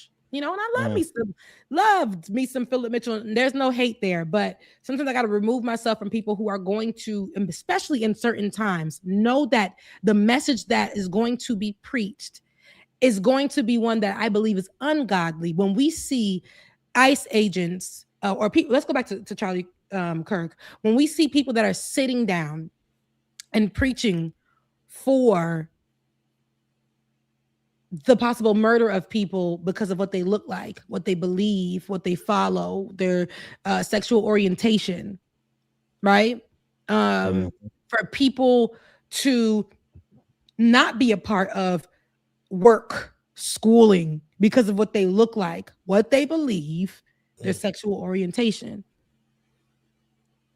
And if you're okay to get up on your pulpit and say things like, your Black child was not gunned down or arrested because he was Black. It's because he needs to learn authority when it comes to a white officer. And then proceed to tell the story, your own personal story of how a white officer bullied you, put a gun to you, and asked you why you was looking at him crazy, and said at that moment you realized that you just needed to stand in authority. Hey, listen, Philip Mitchell is a plant. I'm sorry. I don't have any. I've listened to too many of his messages, and I see too many of the people who are supporting him. And I know this game long enough to know that there's a vested interest in ensuring that the black church stays neutralized. But how do you neutralize a black church when black folks go to church all the time? Well, you give them a pastor who's going to sound like he's anointed, might actually have a little little bit of anointment in him, but he uses it to push you away from liberation and from justice. So that's who he is. That's what he does. And a lot of folks know it, except the people who go to his church every Sunday. They're gonna stand by their man. You know, I did the whole video on this for Let's Be Clear. I did it, you know, I broke it down. I even said, hey, I believe that he's called, but just because people are called to the pulpit don't mean that they're going to do right by it. And that's why I think that you no longer have, you're abusing the pulpit. You are literally abusing the calling, and now you're looking at it from, I think, a space of popularity and money. And besides that, I think, why does unity have to look like? Why does unity in Christianity have to look like Black folks bowing down, or Black folks accepting, or Black folks being quiet about what's going on? And but then you guys are the same people that will quote Martin Luther King, who was a reverend, will quote Martin Luther King, just that one little piece, you know, every time his birthday rolled around, or because, again, we have Black History Month this month, people just be like, you know, we're not judging each other by the color of all the things. That's all y'all want to just that little piece, that little part. But then you're not thinking about how this man was preaching, marching in the streets, actually actively calling out what was wrong. Discrimination is wrong. Racism is wrong. Prejudice is wrong. Bombing people's communities, shooting them down, sicking the dogs on them because of what they look like is wrong. He called it out in his messages. He called out, there's no need to go to your church and tell them that you, in the middle of folks getting shot down, tell your church people this ain't a Black church. And it's crazy because, again, that day I was supposed to go to his church, I missed that message. That was the opening of his church, and I missed that message because I was driving around and I couldn't make it into it because there was no parking. Parking situation was crazy. And you know, if y'all invite me somewhere, ain't no parking, baby, I'm gonna just take myself, turn around, go home. Back home. Okay? Always. I'm going home. But I'm park across the street. Absolutely. Well, where they got food at if you got a coin? But no, seriously, that's exactly what I think is the problem when we're looking at how people are abusing the pulpit every day. It's abuse and it's misuse of the position, right? And what we see with the people in St. Paul, what we see, and this is not the first time, just because that St. Paul guy is a field agent for DHS, it is, yes, they want to go and call him out, but that is not a shocking, there's no shock value there. But you know why? Because as I've gotten to politics, and 10 years ago, as we began to run these stories where it was just more than Trump having a wedgie, you started to understand, damn, the doctor that I got, you know, you're telling me that Black people, I'm a different type of, they say in wording like, you know, you're not like them. Ooh. You're different. And when you start to hear that, you're like, wait a minute, baby, you coming to work with a little piece of the Klan's outfit? Sure. Like, what we doing here? And then you get back there, and then now they're having full political conversations where it's like, you'll see them mention Michelle, and they're like, ape, right in front of your face as they in your mouth, taking that cavity out. Or you'll see your friends at work start to be like, you know, I used to support like all that, but I don't support them going out and like fighting police officers. I think that's where we have to cross the line. Sis, I'm not crossing, baby. Excuse me. Like, this is what this administration, but not only this administration, the churches. I went to a church where I told you about a friend of mine who is Haitian, who his wife is white. I went to that church long ago to visit. And the man started preaching a word that I was uncomfortable with. I had to get up and leave. I went to a church here. The main campus for Victory, not the one in Atlanta. That black man one time stopped the programming because the main pastor was preaching crazy. But the rhetoric that Haiti is going through what it's going through. Oh yeah. Because they serve this and they do that and da. And of course I took that personally. They said it was, and they specifically said Haiti, not any other country in the Caribbean. They said Haiti, but they said, and then all of these African countries. Because that's the same rhetoric that MAGA gives all the time. You're not going to hear them say Jamaica, even though Jamaica is also one of the, on some of the lists restricted. You're not going to hear them say Barbados. You're not going to hear them, but they are also restricted, just being black. But you're always going to hear the representation of the black immigrant outside of Africa being the Haitian. Yeah. And the way that they're going to speak about them is going to be, and the church speaks about them as they're just satanic or just this or just that, they're just the other. And when he said that, people started to adjust themselves at first. When you in church, you just gotta, once you start that movement. What'd he say? Then it started to be like they start doing it. Then they just start saying, forget it, I'm out of here. Yeah. Because when you are a leader and you're preaching, and I know, listen, to each his own, I ain't going to that church no more. That was just it. But when you are a leader and you are preaching as a white man who said that because you have a little tan in your skin, you can preach about this. He said that on that day. Wow. And then they do this thing where we're going to do 21 days of prayer. We're going to meet at Stone Mountain and pray for America. No. What side you on? What clique you claim? Because that's going to be dependent if I'm praying with y'all or not. Right. So what are y'all praying for? Are you praying for people? That's why I say you got to be careful. Now, shout out to Smokey Norfolk. That's my virtual pastor. Yeah. Okay, Smokey Norfolk doesn't miss an opportunity. Yes, he does. He a little bit be like, you know what? Now, outside of the White House and the politics, instead of that, Jesus is the house we gonna serve. He does stuff like that. But then he'll be like, what's happening there? We got it. When those people were being fired, Smokey Norfolk stopped his programming that he was going to do for the following week and said, you know what? I'm giving money to the people that need money. We got a food drive coming up. Sign your name up if you've been fired, this and that. We'll make sure that you get money and we'll help you enough to get you on your feet, all that kind of stuff. Because listen, if you got it, that's what you call, what is it, benevolence? There are churches that are asking for people's social media when it comes to benevolence. There are churches that are asking for like they want to see what you got going on. If you talking about Trump, if you talking about this, if you talking about that, if you out stacking up, or if you went on a little trip or whatever, they will not pay your light bill for you if you need it. There are churches that need to see all of your business. And if you didn't come to church twice that month, then they can't give you nothing. Those are the churches that you got to stay far, far away from. I'm not saying abuse the churches, but I remember when I was in need years and years ago, I needed something. I think it was like to pay a bill or something.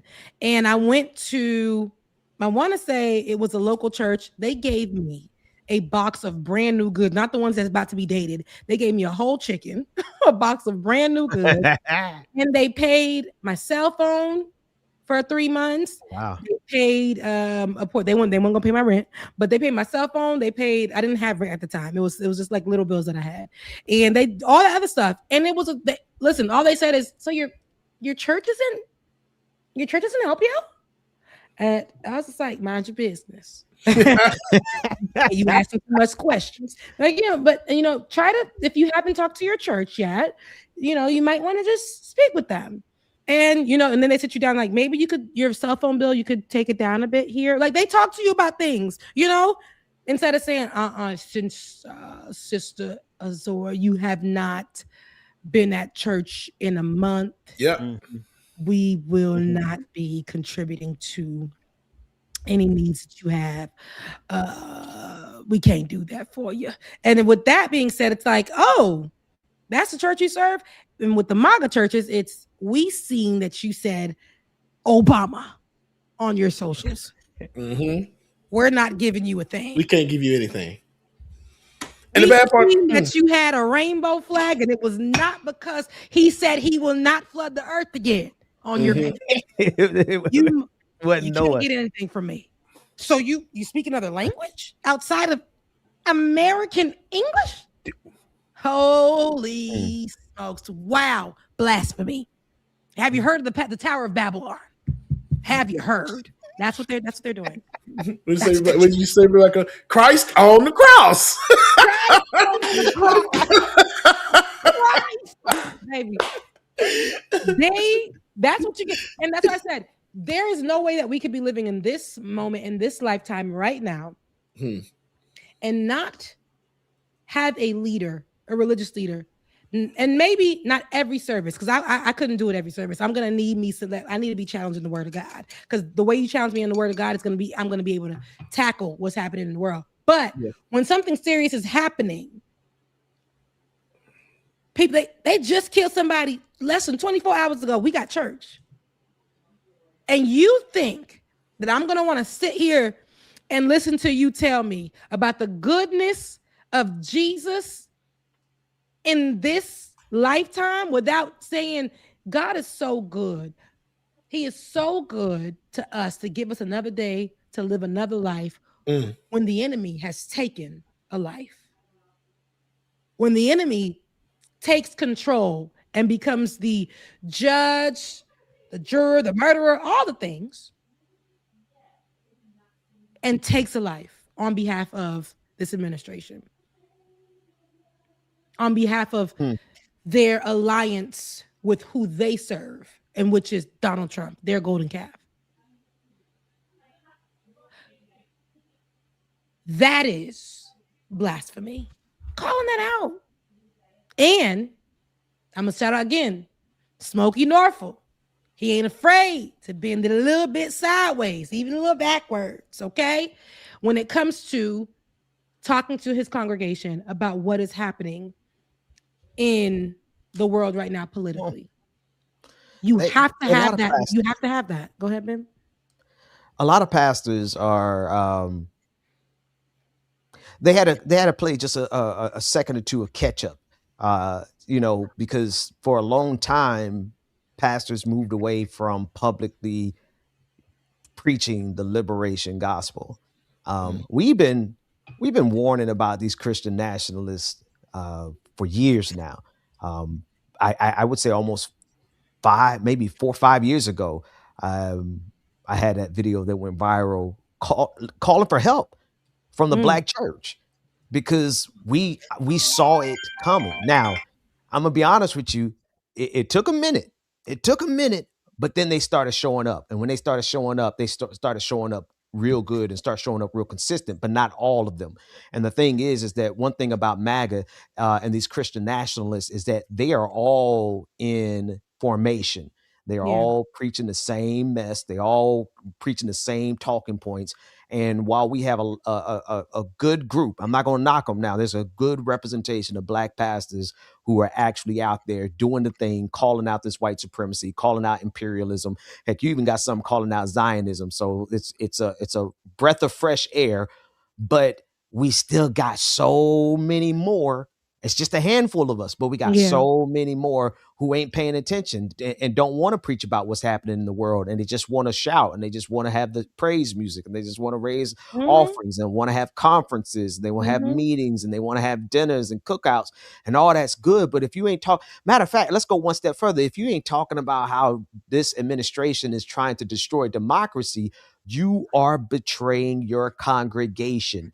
You are literally betraying the word of God and your congregation, because you're so busy in the church shouting and dancing and not even telling your people that they just took your vote.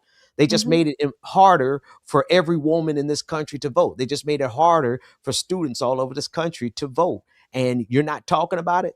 So we got some preachers that have stepped up. Jamal is one. John Howard Wesley out of Baltimore is another one. There's just a long list of pastors who are doing great, but there are thousands of other ones that ain't said nothing yet. Yeah. And I think you do have to require your leader. If you are a black person, an immigrant, because I say this because During the election season, propaganda moved fast. Yes. In the immigrant community. Really fast. Especially they're going to speak to men who are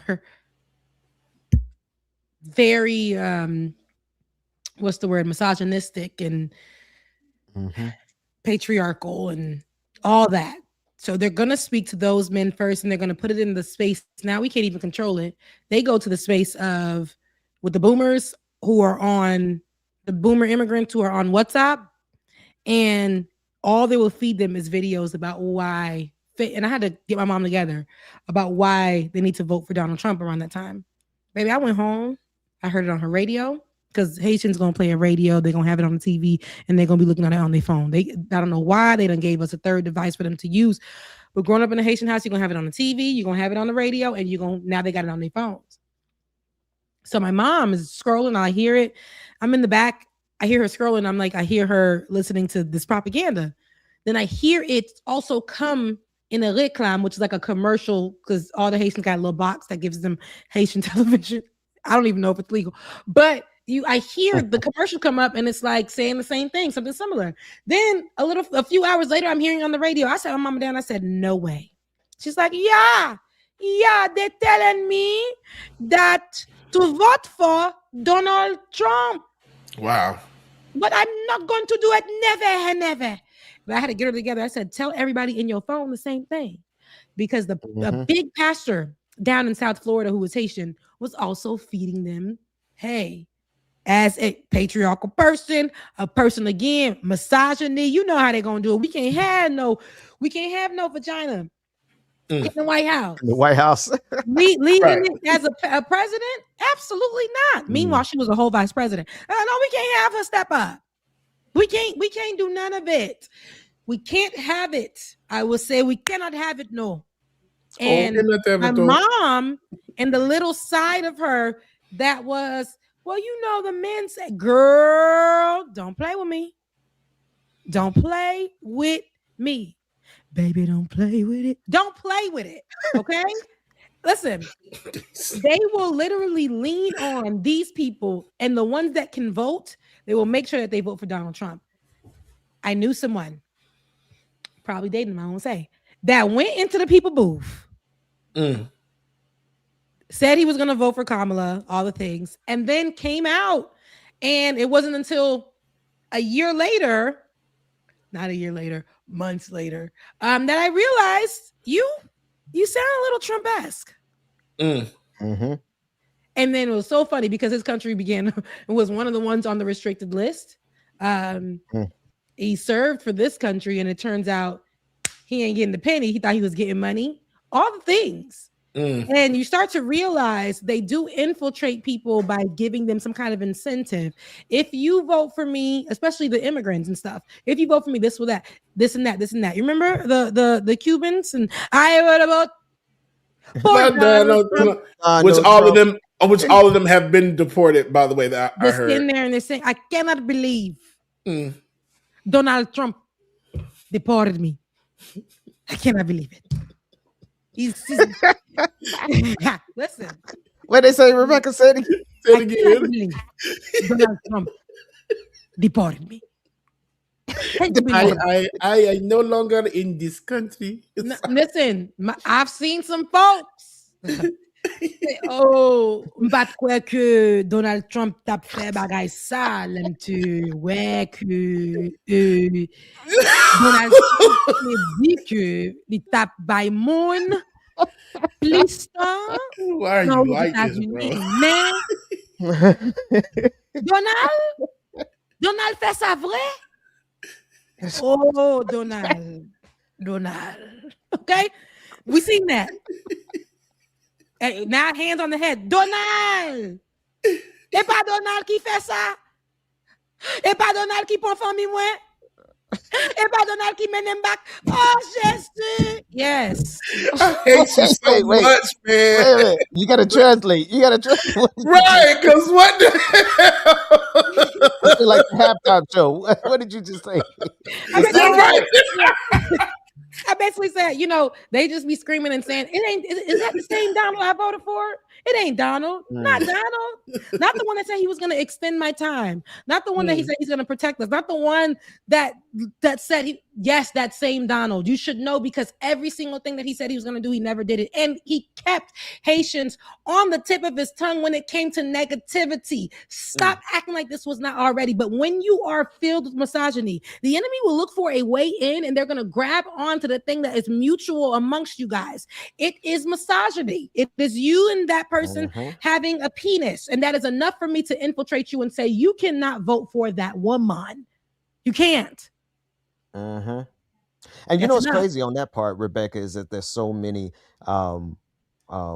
women who also buy into that misogyny. It blows me away, but I'm finding more and more and more that a lot of times there's some women who internalize it so deeply that they can't see themselves having ever voted for a woman, and they can't see themselves like having this kind of authority. And I'm like, what do we? How do we go all the way back here? I was watching a video. If I could find it, I'll play it. But on one side, you had all of these, and I don't say this as an insult. I'm just trying to paint a picture because, you know, I rock with them. All the blue haired, purple haired, white liberal women with tattoos.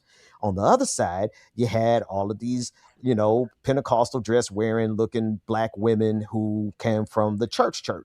And they were having debate on issues that pertain to women.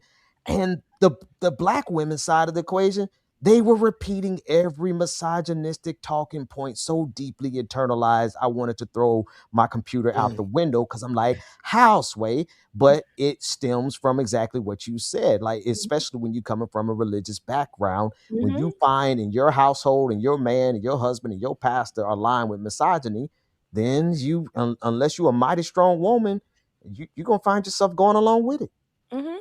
Absolutely. That's why I said I had to catch my mama. Girl. Well, you know, they said you cannot vote for a woman. No, girl, calm it down. You know, when the Haitians start going, you ain't got it, sis. You can't find it because it don't exist. It don't exist. So, anywho, Ben, you mentioned how a lot of that is instilled into who we are as people. Like I said, the enemy will find those little places that are not true or that are negative.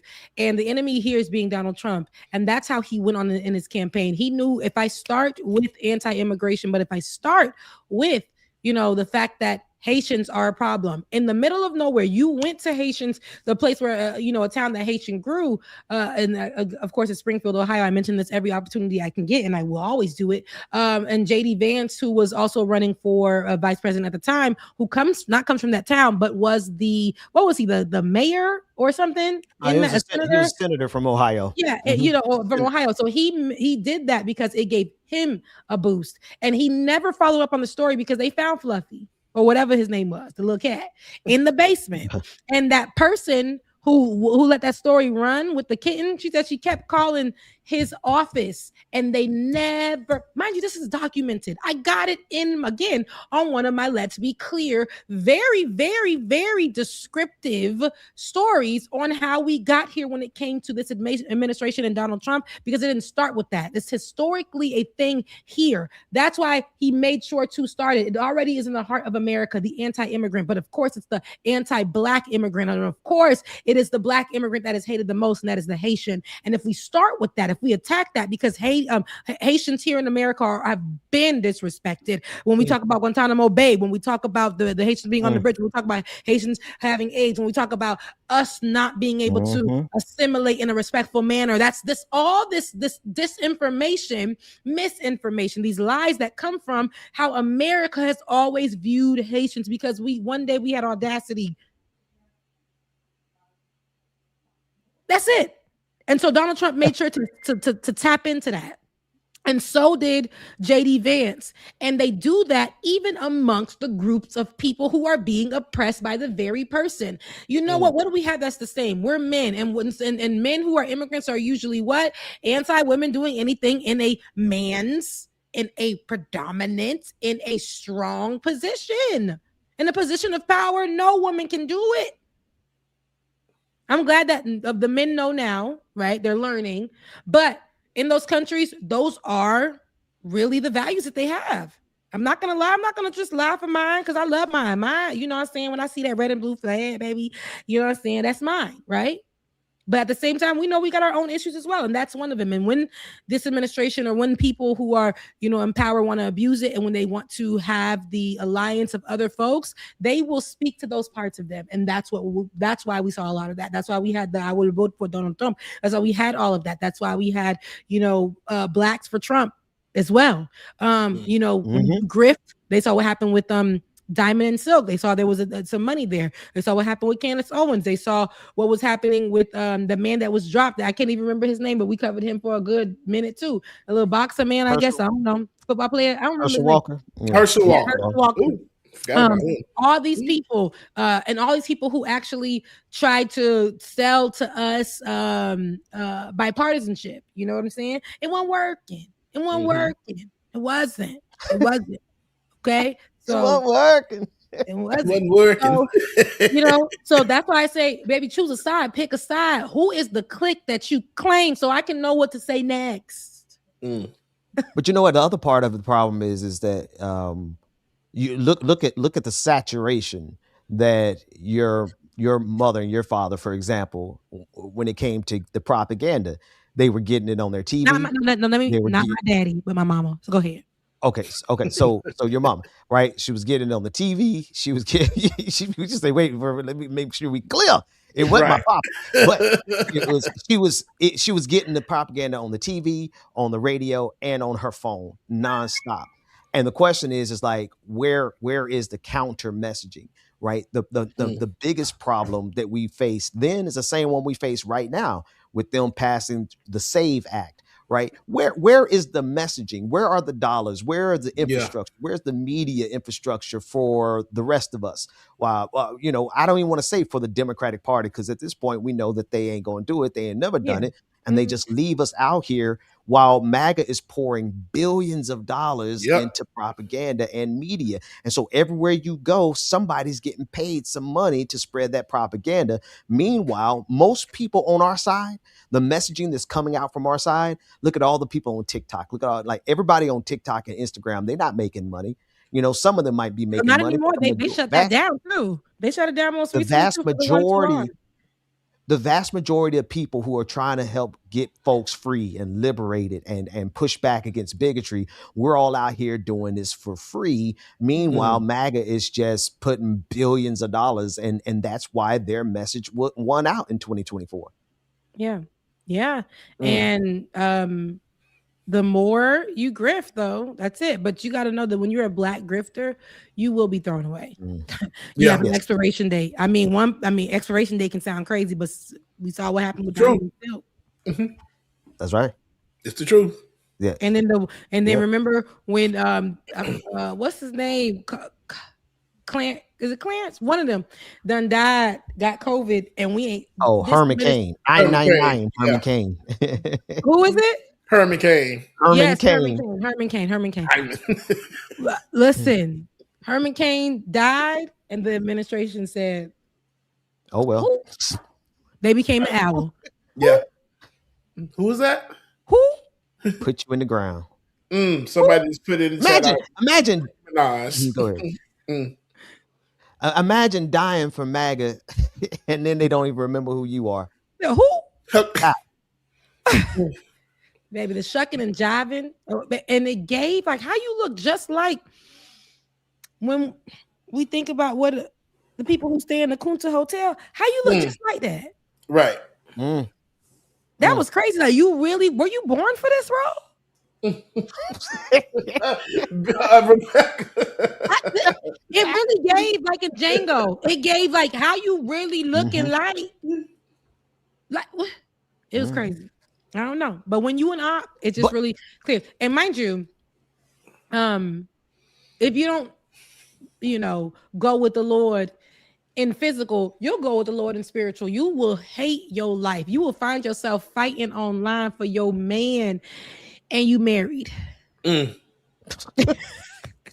Wait a minute. You gotta make that play. Hold on. Help us understand that one. Put the microphone away, baby. You get online every day and Erica Kirk. Erica Kirk Oh, yes, she is. She really is Erica Kirk. expressing her true love, She's isn't she? crashing out as a mother and a wife about another man. She said, it's like, even if I'm not here anymore, like, I'm going to make sure that I speak for Charlie Kirk. Girl, is Erica speaking for Charlie Kirk? Not at all. And that's the reason why my good sister's on the mic for that man. And I'm like, girl, he gone. I'm so sorry. You wasn't even invited. You was outside the club. And Ben, that is not how that lady came out. When I tell you, he been playing When I this show video. tell her get it out the flow. I told her get it out the door. Don't cut me down. This is crazy. When But I tell she did come up from the ground. But go ahead, Ben. I mean, was it? Did she? No, because I know this is AI. This is AI. I'm about to say when you just said she came up from the ground, I'm like, wait, no, I think there was one of the ones that she came from the back or the ground. She came somewhere. Her entrance to the place was very high crazy. energy. Like, but so, she, in other words, she, you know what? Let me stop. I ain't gonna put no conspiracy theories out here on y'all good channel. I'm just gonna look, man, look. Come on, wait. First of all, Rebecca, I'm not gonna disagree with you because what you're saying is true. But let's be real. Candace Owens got a longer relationship with Charlie Kirk than Erica did. But no, you're not disagreeing with me. But that's somebody's husband, girl. And you online crying about somebody's husband. I don't care how long the relationship was. You looking crazy. You look like her being a black woman. We don't even see your own husband. Where he at? Are you like all this time you be on the mic about all this time you be on the mic about this man? Ooh. Where are your children? Where is your scooter? Where is Rebecca? I miss. You don't get. I hate you so much. It's Real Housewives of Atlanta. Because I've been saying that damn lie for the past 2 or 3 days. Where is your scooter? Oh no, man! Just seriously, I think that this is, and this is no shade, but I'm not trying to be on any one of their side, but I get what you're saying too, Ben. She does have a longer relationship, and of course, she wants to talk about what she knows and make sure that his legacy is kept intact or whatever the case may be. But that's girl, if you will sleep on him, we know. It's like, girl, you crying over that man. What about you up at night around 11 o'clock talking to us? Where's your husband? Listen. I think Candace realizes that she is living in the middle of the beast. She married into the beast. Let's just be real. Her husband from the UK, she married into something that's really ugly. And so for her, she's like, I'm just gonna speak my truth. Oh, her husband is oh my God, from the UK? Yeah, her husband is whiter than Charlie Kirk. Let's go take a look. Yes, please, because I thought he was. I figured he could have been a black man. Though No, he's not black. I knew he wasn't black, but yeah, she has a white husband. She has children. That's my thing. I don't like when people, bring children into this world, and it's like Charlie Kirk and his wife, right? There are children that's seen and will never forget what happened. If it is the way that they said it was set up, whatever. But why? You're bringing these children in, they're props, and now they're a part of these innocent kids that don't know nothing. They're a part of this mess and this circus. And lady, can you go and give the time that you're giving online?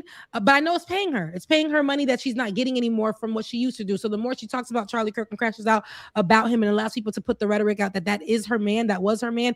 Even the video, the montage that she did with him. Like, why was he all up in the neck? It's giving scandal. It's giving Shonda Rhimes. Yes, it was. And I'm just like, so I want her to stand. I want her to stand up and walk away from this while she can. But I don't think. I think that, like I said, the relationship is more deeper. But you're messing with a woman that has become triple times as powerful as she was just being the wife of Charlie Kirk. Oh, so, no! I got to disagree with you. I got to disagree with you now because Erica Kirk ain't nobody. Erica Kirk ain't nobody. Because listen, how do you take when you manage to take the goodwill of America, who would like, okay, we gonna love on you because you're a widow, and you go from that to everybody just basically seeing you as nothing more than this. She ain't nobody. She got Turning Point USA, but Turning Point USA is dying. It's going to die out. Her time has come to an end. And I'm gonna be honest with you. If there's any, if I just appreciate authenticity, and she might be being authentically trifling and hurt, but she's being authentic here because she's like, wait a minute. I believe she genuinely believes that that Erica Kirk has something to do with Charlie Kirk getting killed. Yep. And she gonna ride that thing all the way out until she gets some catharsis. So I mean, this is the realest I think this Candace Owens has ever been in her life. I'm looking at her husband and I don't see it. I'm looking at Candace Owens' husband. I'm not seeing it.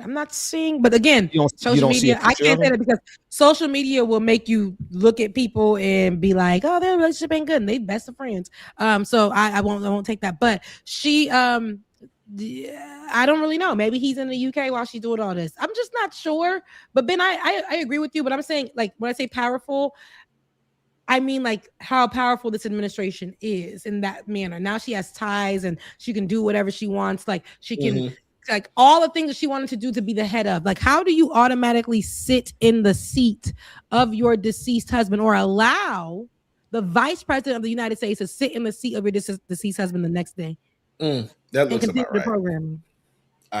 And she didn't even really. How long was she married to? She knew Charlie Kirk every bit of 5 years, maybe total. Somebody do the math on the internet. Like they got married. And don't get me wrong. Like I met my wife and I married her after 6 months, but that's different because we've been together 15, 16 years now. Wow! But she didn't really know. Right? Yeah. She didn't really know Charlie Kirk and all the stuff that's coming out about her and how she was a part of Donald Trump's cabal. She was assigned to Charlie Kirk. Like the way her behavior. Let me put up the right person because I don't want people to think I'm talking about Candace, even though I ain't got no love for Candace.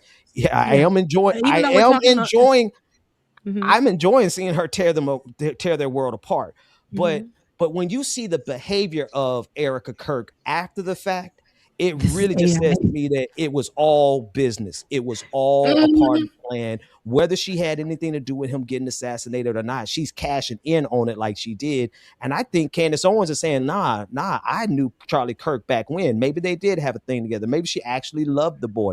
And she's saying, nah, you ain't gonna go out like this. And you gotta hear the clip where she clowned the halftime show. That's what I gotta hear. When you get a chance, she read them for filth and put all their business out there. So either way it go, I'm enjoying the shot on Friday. Okay. No, I know you have to leave, Bubba. Yeah. Yeah.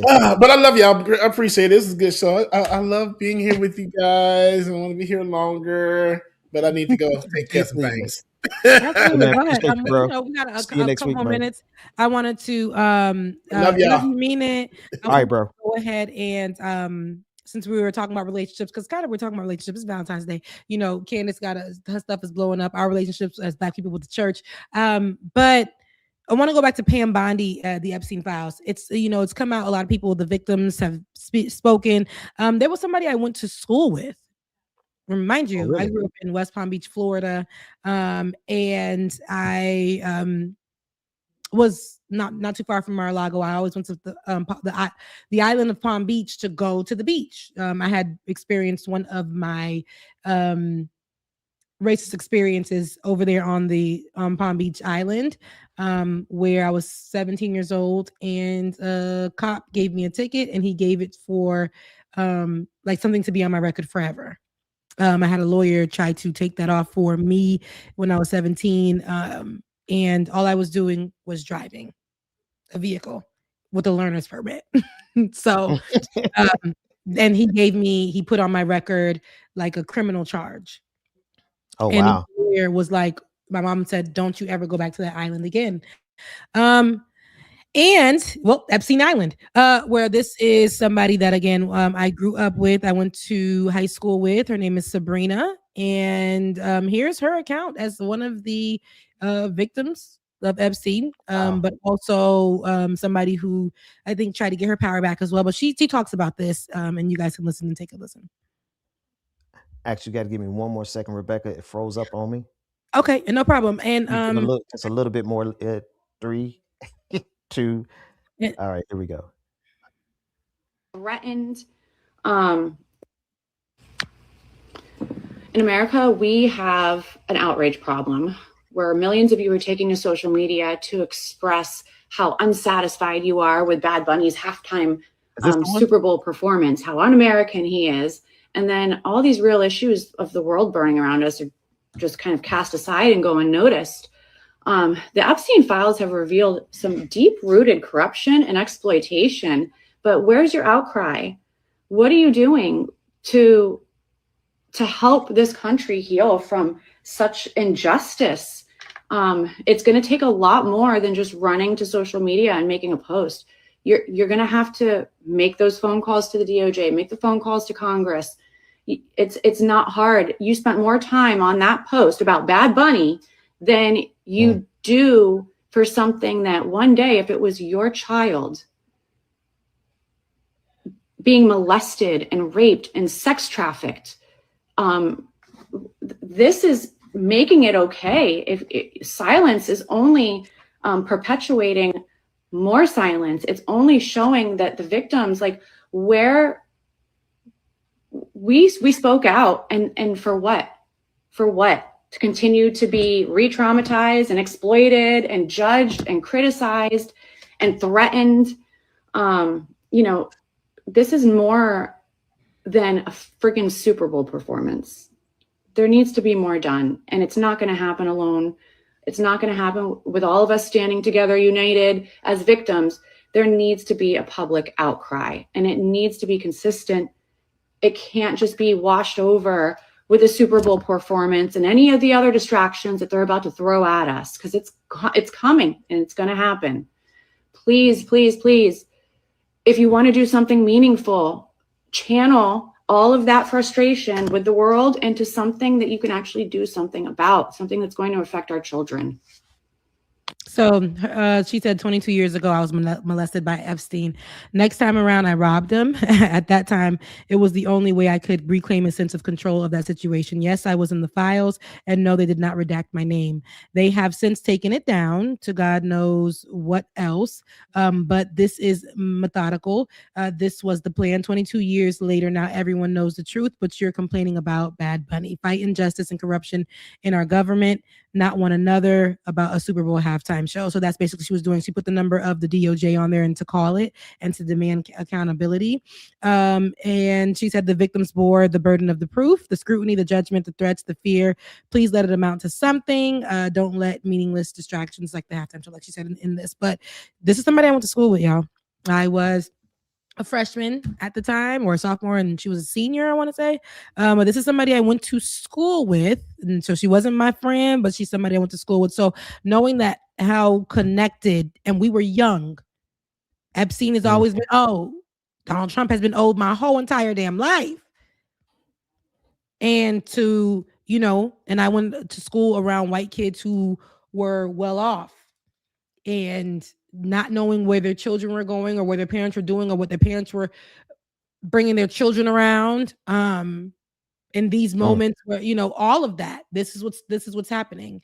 And for her name to have been out there, and all of this kind of stuff and information to be out there, imagine the ones that didn't want their names out there, who don't have to have this kind of confidence or power to take back, or didn't get the opportunity to take their confidence back, or the ones who didn't make it, the ones who did not make it to tell their stories. And this administration decided to protect the names of Donald Trump's and friends, but to put the names of the victims out. Yeah. Rebecca, I've been getting the news secondhand. I haven't been going to the actual DOJ and reading the files myself, because there's 3 million of them. But just the stuff that has been reported on, and the stuff that's been brought out, the pictures and the videos and the audio. There was one particular audio of a child who was screaming at the top of their lungs, "I'm just a kid. I'm just a kid." Yeah. I don't know that we are emotionally prepared for the type of evil that we're really dealing with. But we're going to have to be. And if we don't like absorb this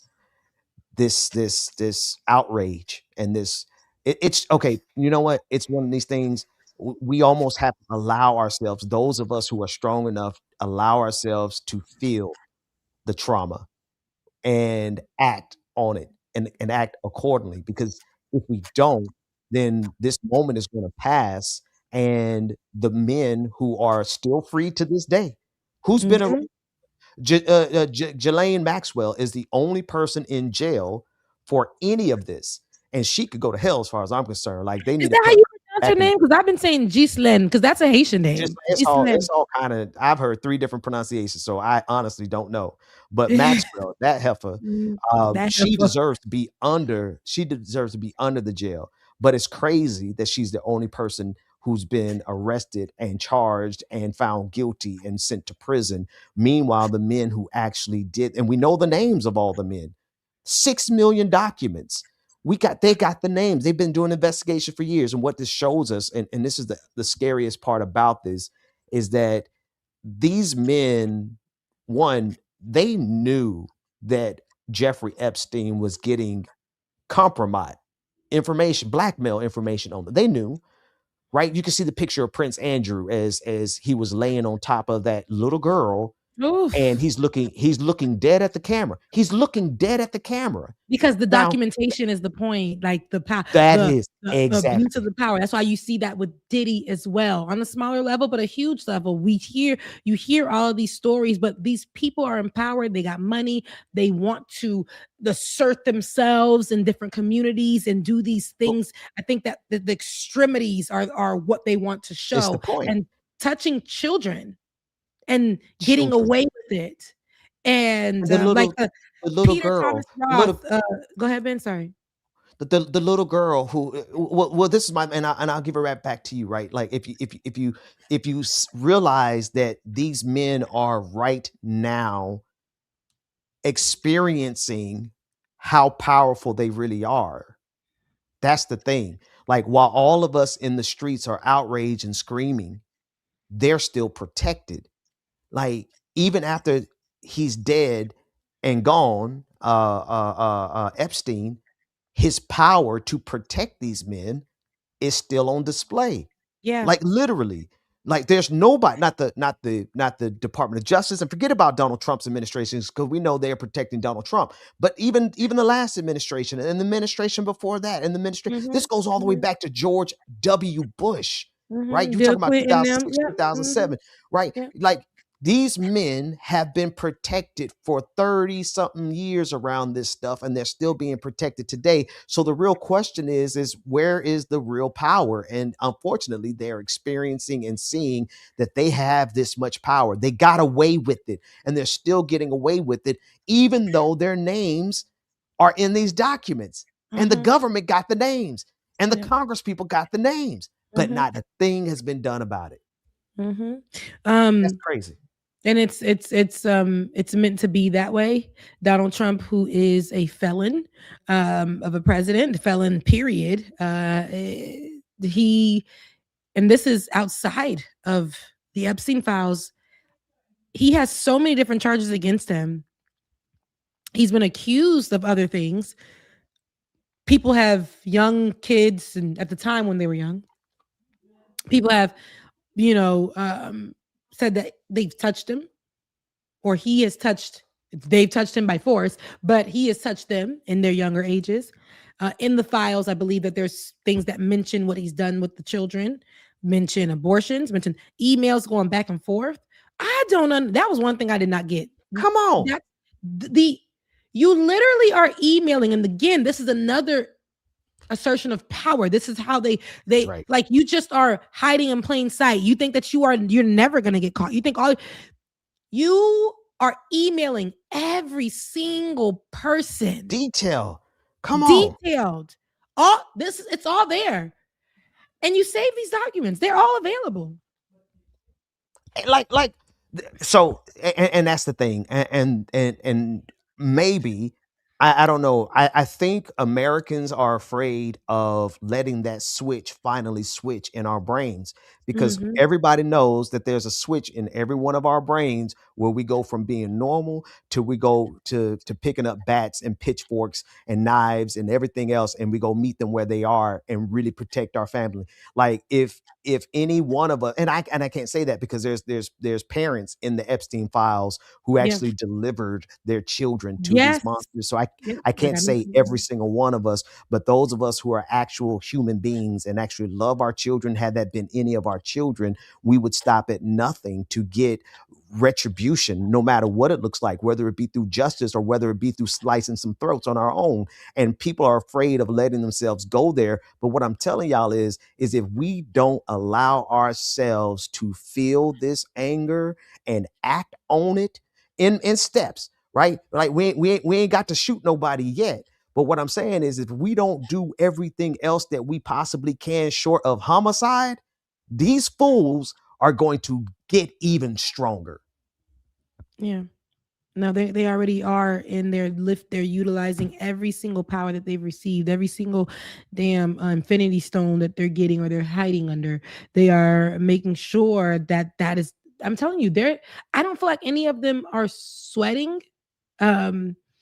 Donald Trump wakes up every day, and the Epstein files could be the least of his worries because he knows that you got Pam Bondi who's gonna just sit here and be like, "You're talking about the president of the United States of America," and they're like, "Yes, here's his name. Here's what he said. Here's what he did." Like the president. You're saying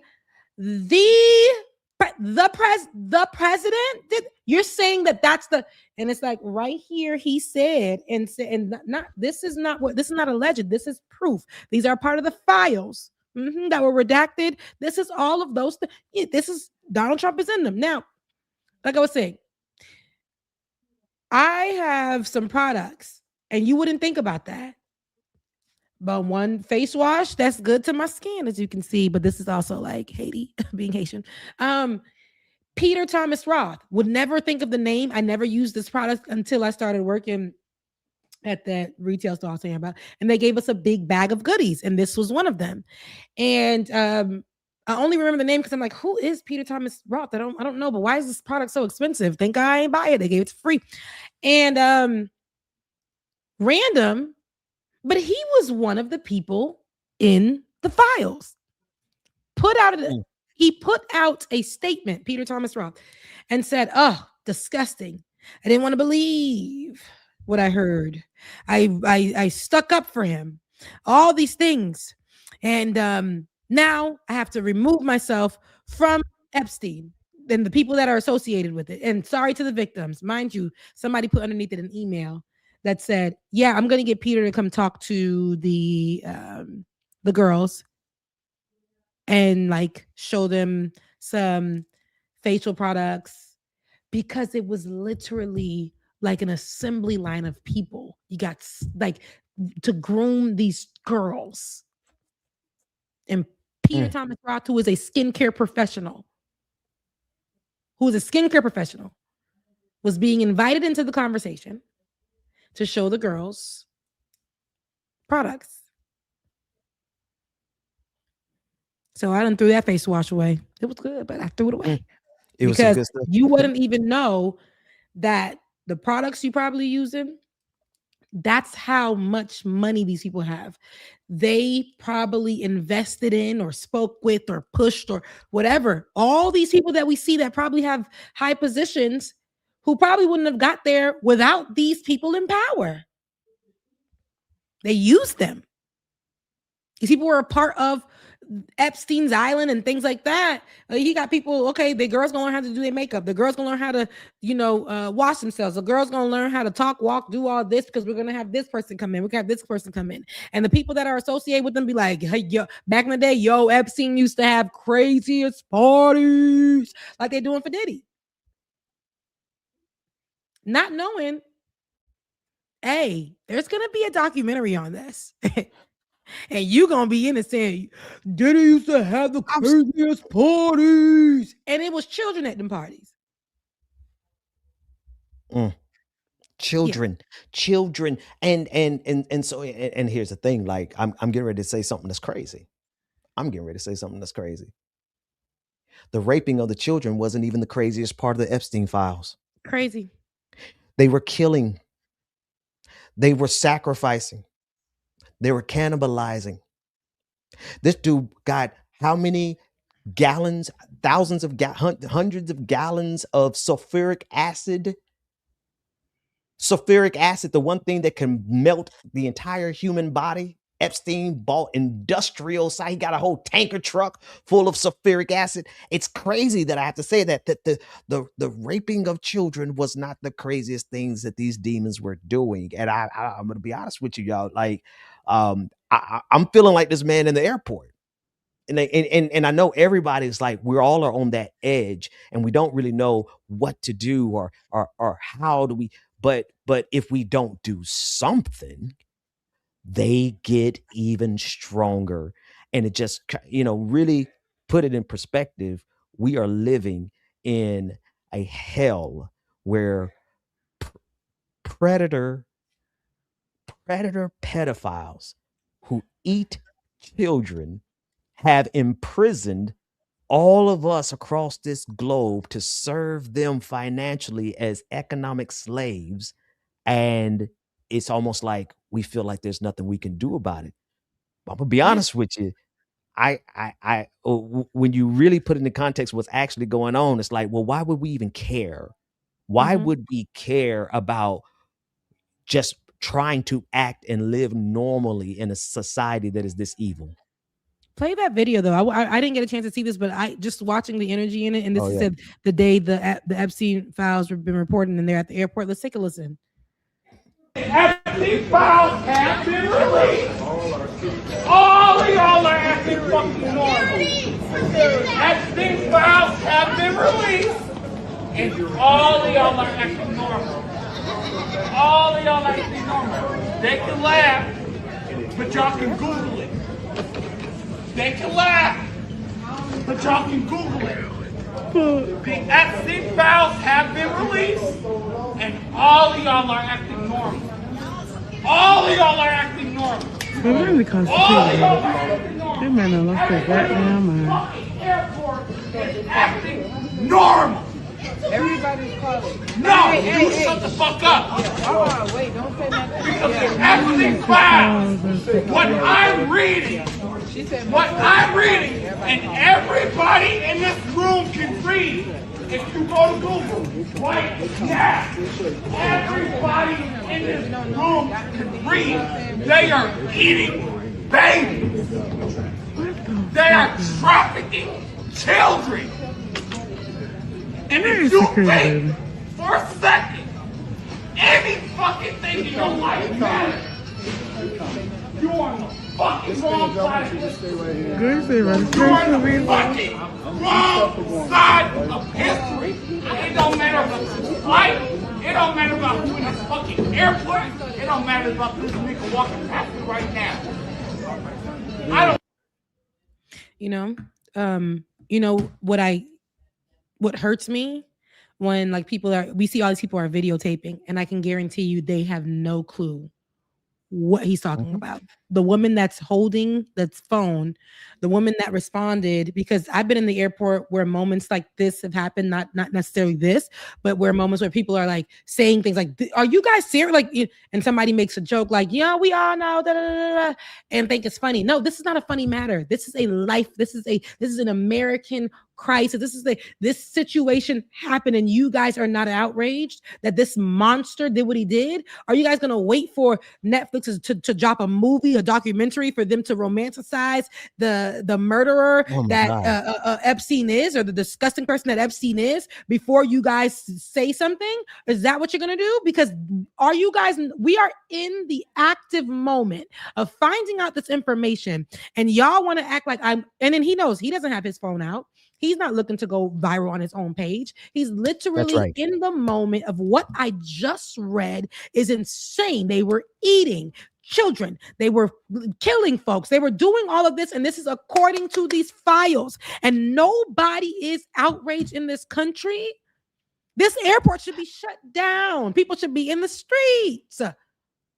That's right. And of course, That's right. no, this is content for my page. Just crazy man in the airport who was outraged for no damn reason. And they talk about, we need to call security. We need to call security. No, y'all need to listen to the man. Mhm. Y'all need to listen to the man because that is the appropriate response. That when you discover that your literal planet, your nation, your bosses, let's just be real, because everybody works for a subsidiary of at least maybe about 12 companies that run everything in this nation.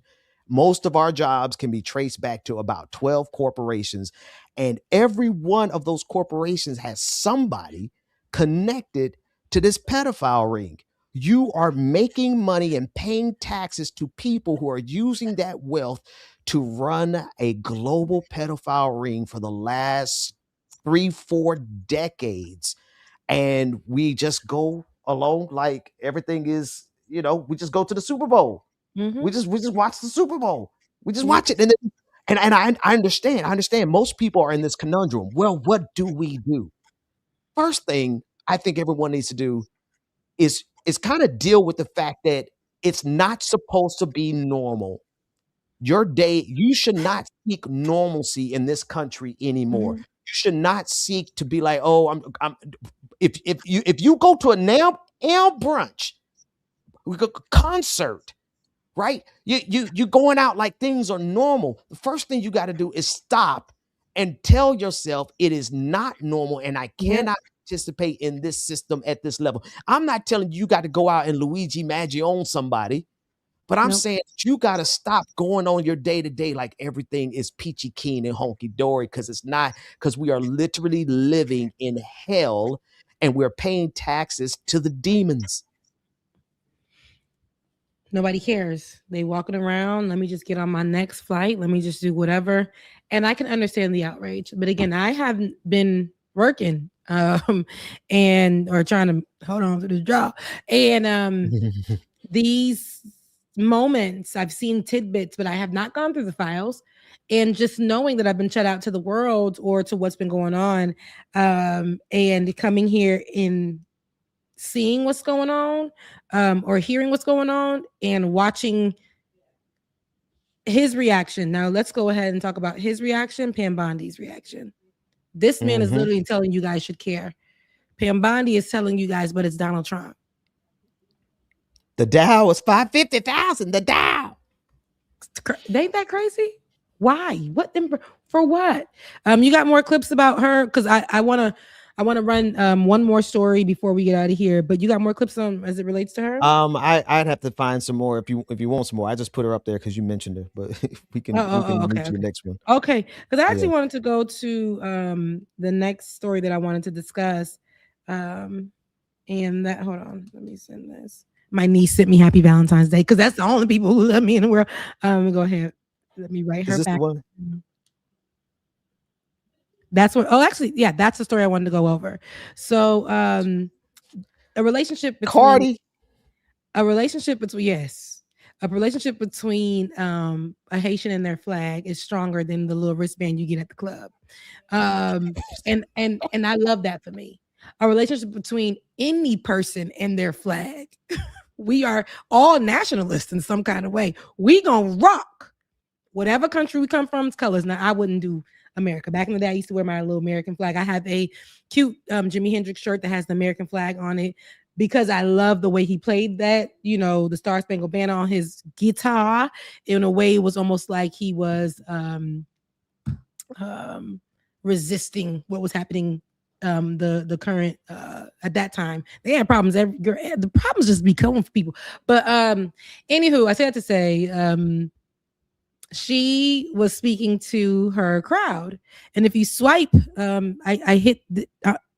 if you go to the media, I don't know, is that what I sent you? Yeah. Oh, it got a swipe option. That's so cute. The next one. So play this video. This is going to be her. Run it back. She's talking to her audience. If I come in here, we're gonna jump their asses. Bitch, I got some bear mace in the back. They ain't tickle my fingers, bitch. Let's go.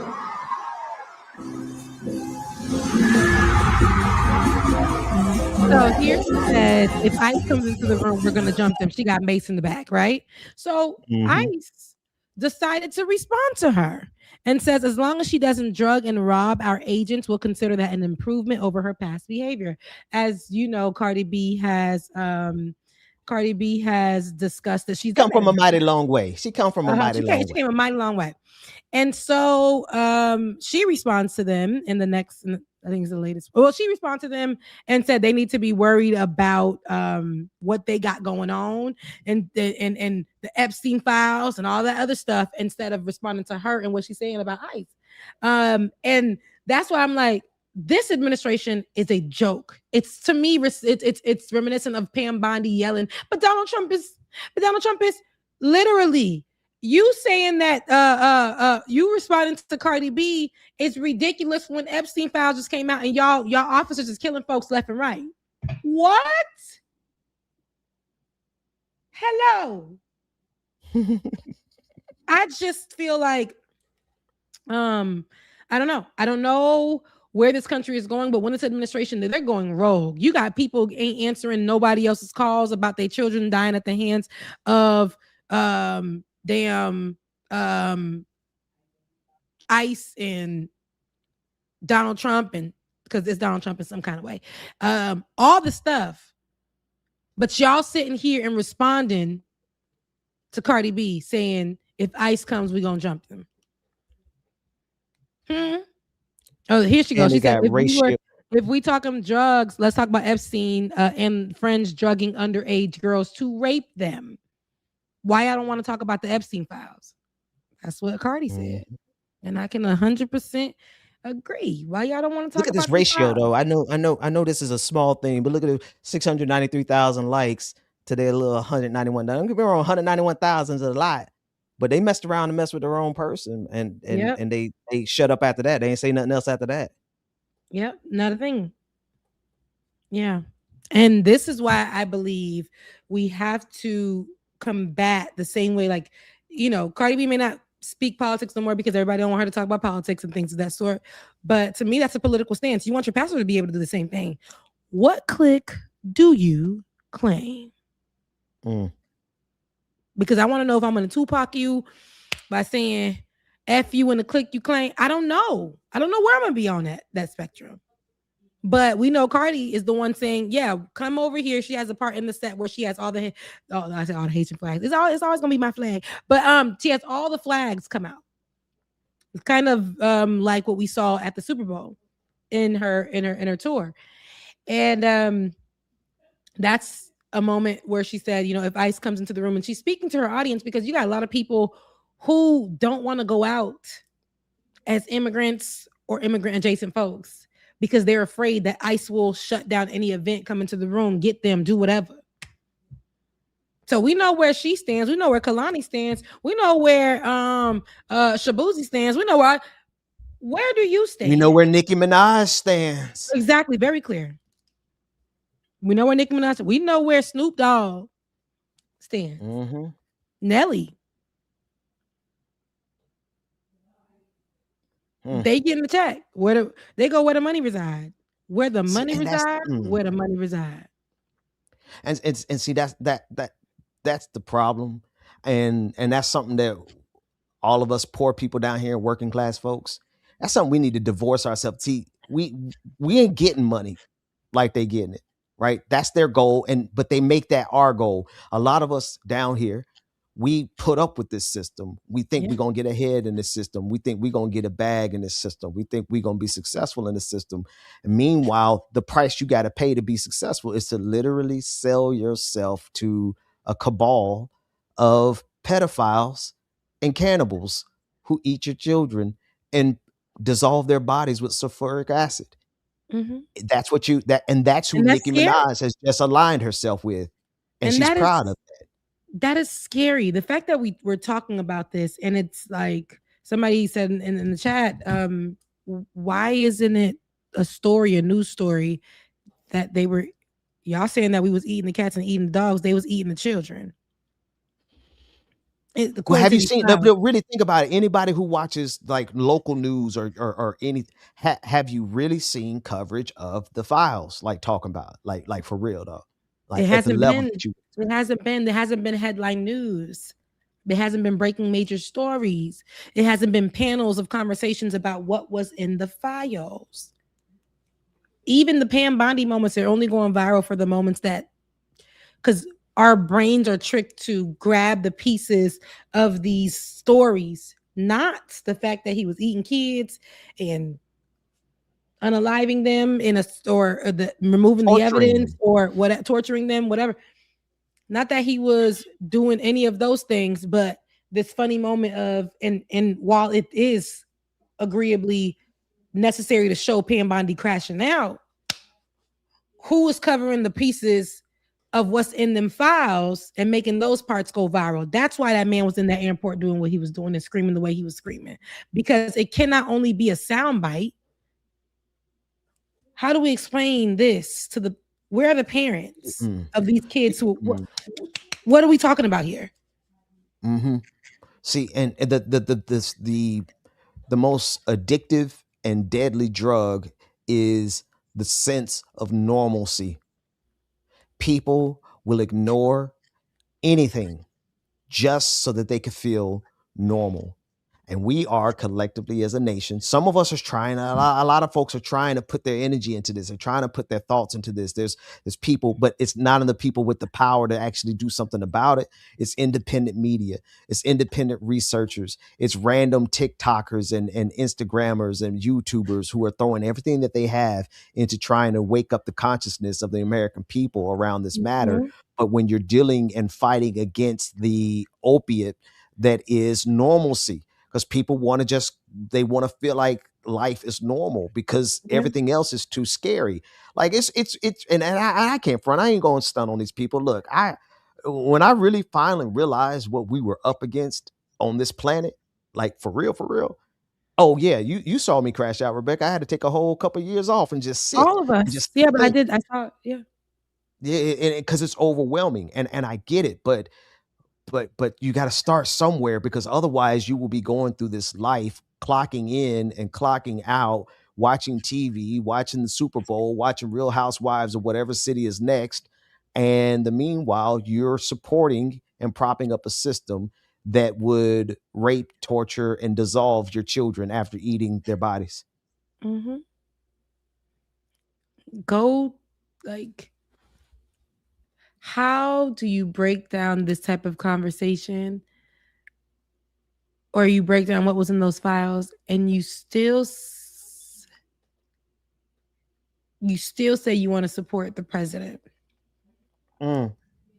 How do you do that? How do you find yourself in those files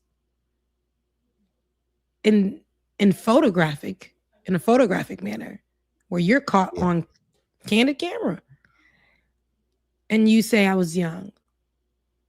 And I'm not talking about the children. I'm talking about men in their 20s, their 30s, who were going to these parties.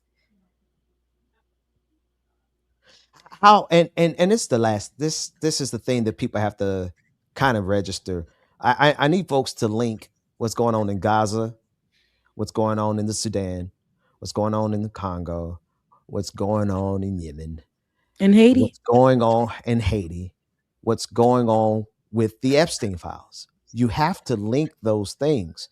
It's the fact that we don't feel anymore. We're not moved by the images. We've absorbed the horrors, and that is allowing the same people who are all connected, all of them. There's not a power institution. The CIA was involved, MI6 was involved, all of the intelligence agencies were involved, Mossad from Israel definitely involved, the IDF involved, like every part, Russia involved. These people have a coordinated mission to dominate us at levels where they can get away with raping, eating, and dissolving our children with sulfuric acid. And we're so complacent and dependent on normalcy that we'll just go to the next news cycle. Yep. It's not important. Like hearing it, even in the form, because again, I've been out of the news right now, and so hearing this, even in this manner, with you playing it out, I've only really seen the Pam Bondi moments, or the Ted Lieu and the Jasmine Crockett moments, and all of those, which are great, you know what I mean? But there are details in this damn files that are gruesome, that are past what I can label. And and we aren't talking about that. So now, even right now, in the moment, putting into perspective, my former classmate, schoolmate, and that's what she's talking about. What you said, y'all, this is bigger. This is literally bigger. Y'all, those files came out. My name was in it. And so what? Did y'all read them? We must be outraged. Did you see what they did? Did you hear? Did you see? Like, this is where we're at right now. This is no time to act like you don't see stuff. Because all of a sudden, y'all see color again. Y'all verbally are saying it. So you can, you know, I like to say these backwoods folks, and that goes for, I don't care where you from, what you look like, what color you are, all of the supporters of Donald Trump, that they ain't got no teeth in the front. Because I can't talk about the back because they done pulled mine. The ones that ain't got no teeth in the front. Y'all looking like damn Phil and Lil, okay, from the Rugrats. And you know, you know damn well your reading level is not up to par. But yet, you got this stuff where people are laying the law down. They are reading you every single thing. You're watching this thing unravel on the floor as representatives are speaking to the attorney general, who is supposed to know the law, and telling you what is happening as they challenge Pam Bondi. They are telling you what are in these files. They are checking them. They're telling all these things. And y'all toothless folks that want to ride Donald Trump's behind but can't read nothing, you guys are getting the benefit of getting somebody to break down to you what is going on, and you are still choosing MAGA and toothless. That's because that's because I've literally seen MAGA, because I follow all of MAGA's henchmen. Like, all of them know me, hate me, and but I watched them go from calling and saying, we want the Epstein files, we want the Epstein files, give us the Epstein files, we demand Donald Trump is going to free the Epstein files. And once they realized Donald Trump is in the Epstein files over 1 million times, literally 6 million documents, he's in it 1 million times. All of a sudden they were like, oh no, we don't care anymore, we don't want to talk about that. Why? Because it's more, one, their personal wealth. People like Matt Walsh, Ben Shapiro, Derek Evans, Benny Johnson, all of the MAGA misinformation machine, their personal wealth is tied to protecting Donald Trump no matter what. And so there they are, indoctrinating, propagandizing their audience to not care. It doesn't matter that they spent the last 3 years talking about release the files, and then when the files are released, they're like, oh, no, we didn't mean those files. That doesn't matter. They just switched gears and say, look the other way. And I feel like at some point, somebody on their side is going to snap. Somebody on their side is going to snap first, because the hypocrisy is kind of like, it's got to be somebody. And I'm not advocating for it, obviously, but it's too much. And we really are testing to see whether or not these people have an ounce, a sliver of integrity. Did you actually care when you said that you wanted to go after the pedophiles or not? Did you actually care when you said that? Because if you didn't, then you got to look in the mirror and realize that you are okay with pedophilia. You are okay with child rape. You are okay with sex trafficking children. You're okay with cannibalizing children. You're okay with murdering children just so that some old geezer can cop a feel and bust a nut. Like, what are we doing in this world? What are you doing in this world? Listen, people are preaching in my comment section. Prairie Fire just said, we have been, and this goes to your point, Ben, we have been told these horrors that you were mentioning in the other countries are something that happens over there and not here. We are safe here. People are traumatized seeing the empire come home to dominate us. That's literally kind of like, we're told that in Haiti, those type of things happen. There's rape, there's murder, there's this, there's that. We're told that in all these countries that this is what's happening as they infiltrate, right? And destabilize our countries. Meanwhile, over here, they are doing the very things. And they at times go over there, rent a little space in those countries and do it there. Don said, Don said, you touched on the worst part of it all, and it's that the denialism of the comfortability. Come on, sis, numb, and until they start getting some of themselves, She said, you touched on the worst part of it all, and that is the nihilism of the comfortably numb. And until they start getting some of this themselves and we hit a threshold, it's going to continue being bad. Dang, that's all I will sound like a toothless. You were looking for a comma. There was a comma needed in there somewhere. I said, man, I was sounding like feeling ill. And here it is. I love that everybody's pointing that out. They do have this idea, and I think we need to really stay right there for a second. As ChatGPT would tell the folks, they really want you to be dumb. They want you to be numb. They want you to not find the parallels. They expect that. They're counting on that from you. And it's so much easier to just fall in line with that, because what happens is we're going to have the Pam Bondis do what they're doing. Is anything going to come of it? It should. Maybe after Donald Trump is croaked out. Mm-hmm. Donald Trump is going to get up and get on Truth Social if he has not already. And it's not going to be about the Epstein files. It's going to be about somebody who mentioned his name, because this is what people who abuse power or who are power hungry and get mad because God didn't bless and endow them in places. And no matter how much money they got, they want to feel like they are king of everybody. Even if they are allegedly not a part of the LGBTQIA plus community, they will bend somebody over just because this is the same buck breaking. Also, this is the same thing that they This is what they do in abusing their power and using it for wrong.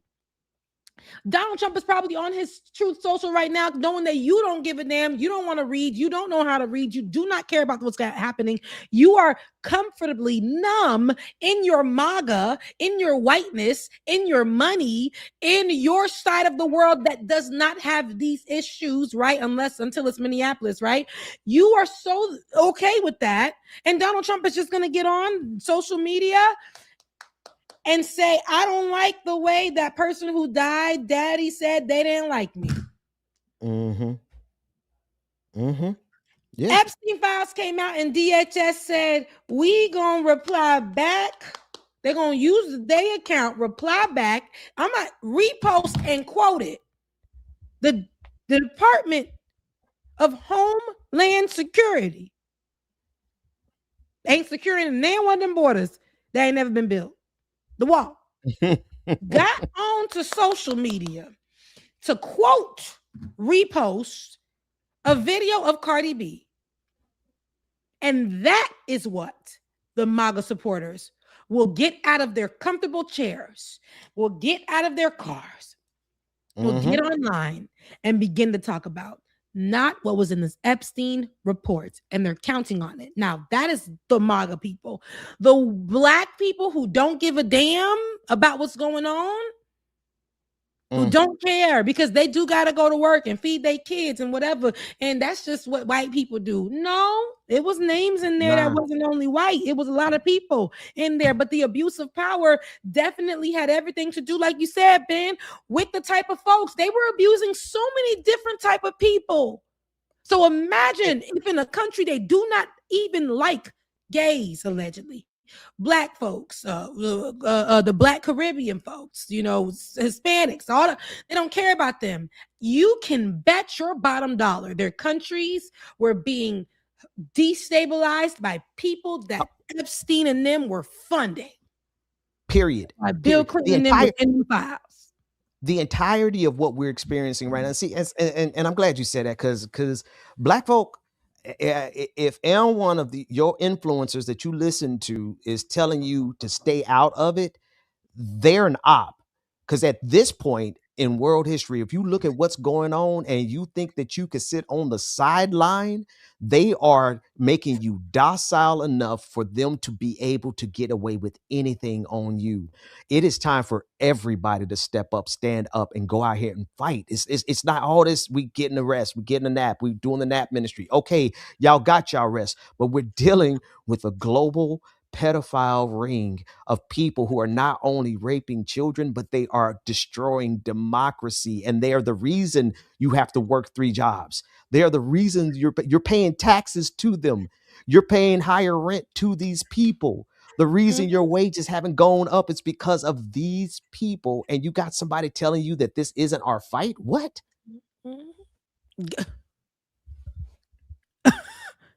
Baby, they posting that places like it's a Bible verse, and I'm just like, oh, please, blasphemy, get it away. Because at the end of the day, I think even right now, how we're having this conversation, I haven't been on social media, and I told you the first thing I'm seeing is not about what was in those files in this capacity. It's not, because people are choosing not to learn about it. And that's why victims are saying, yeah, my name was in it, but the outrage should be what was happening to the people. That should be the outrage. Why isn't it headline news? Is it not important? Is it not gruesome? Is it not newsworthy? Is it not timely? Is it not? All of this meets a newsworthy story. And they are choosing not to make it breaking. They are choosing not to have the panels.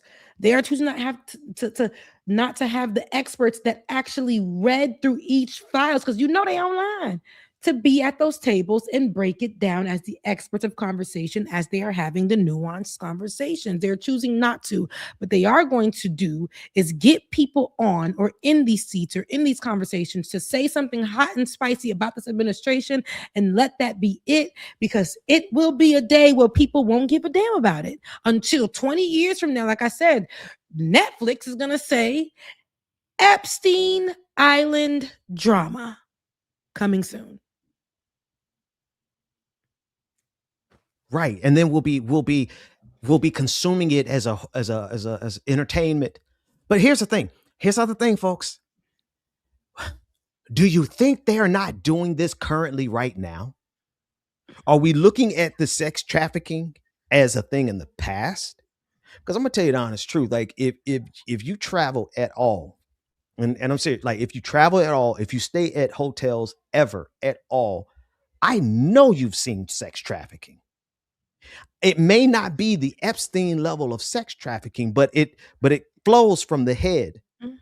We if you think for a second that this is not currently going on, especially when the powerful men on the planet see that nobody's being held accountable, you think they are more afraid, or do you think that they are more emboldened? And the less reaction that we have, if we manage to stay calm, and maybe Rebecca, maybe this is the thing, maybe people don't know how to be simultaneously enraged and calm enough to function. I get it. We can't all crash out like homeboy in the airport. All right. Mm-hmm. We can't all crash out all the time, but you better have some crash out ability. You better have some crash out ability in you somewhere, and you better reserve. Because what do you do? See, this is how people run up in your house, and you don't have the mindset to snap instantly. People come and try to mess with you, and you got to think for a second. Oh, am I going to fight back?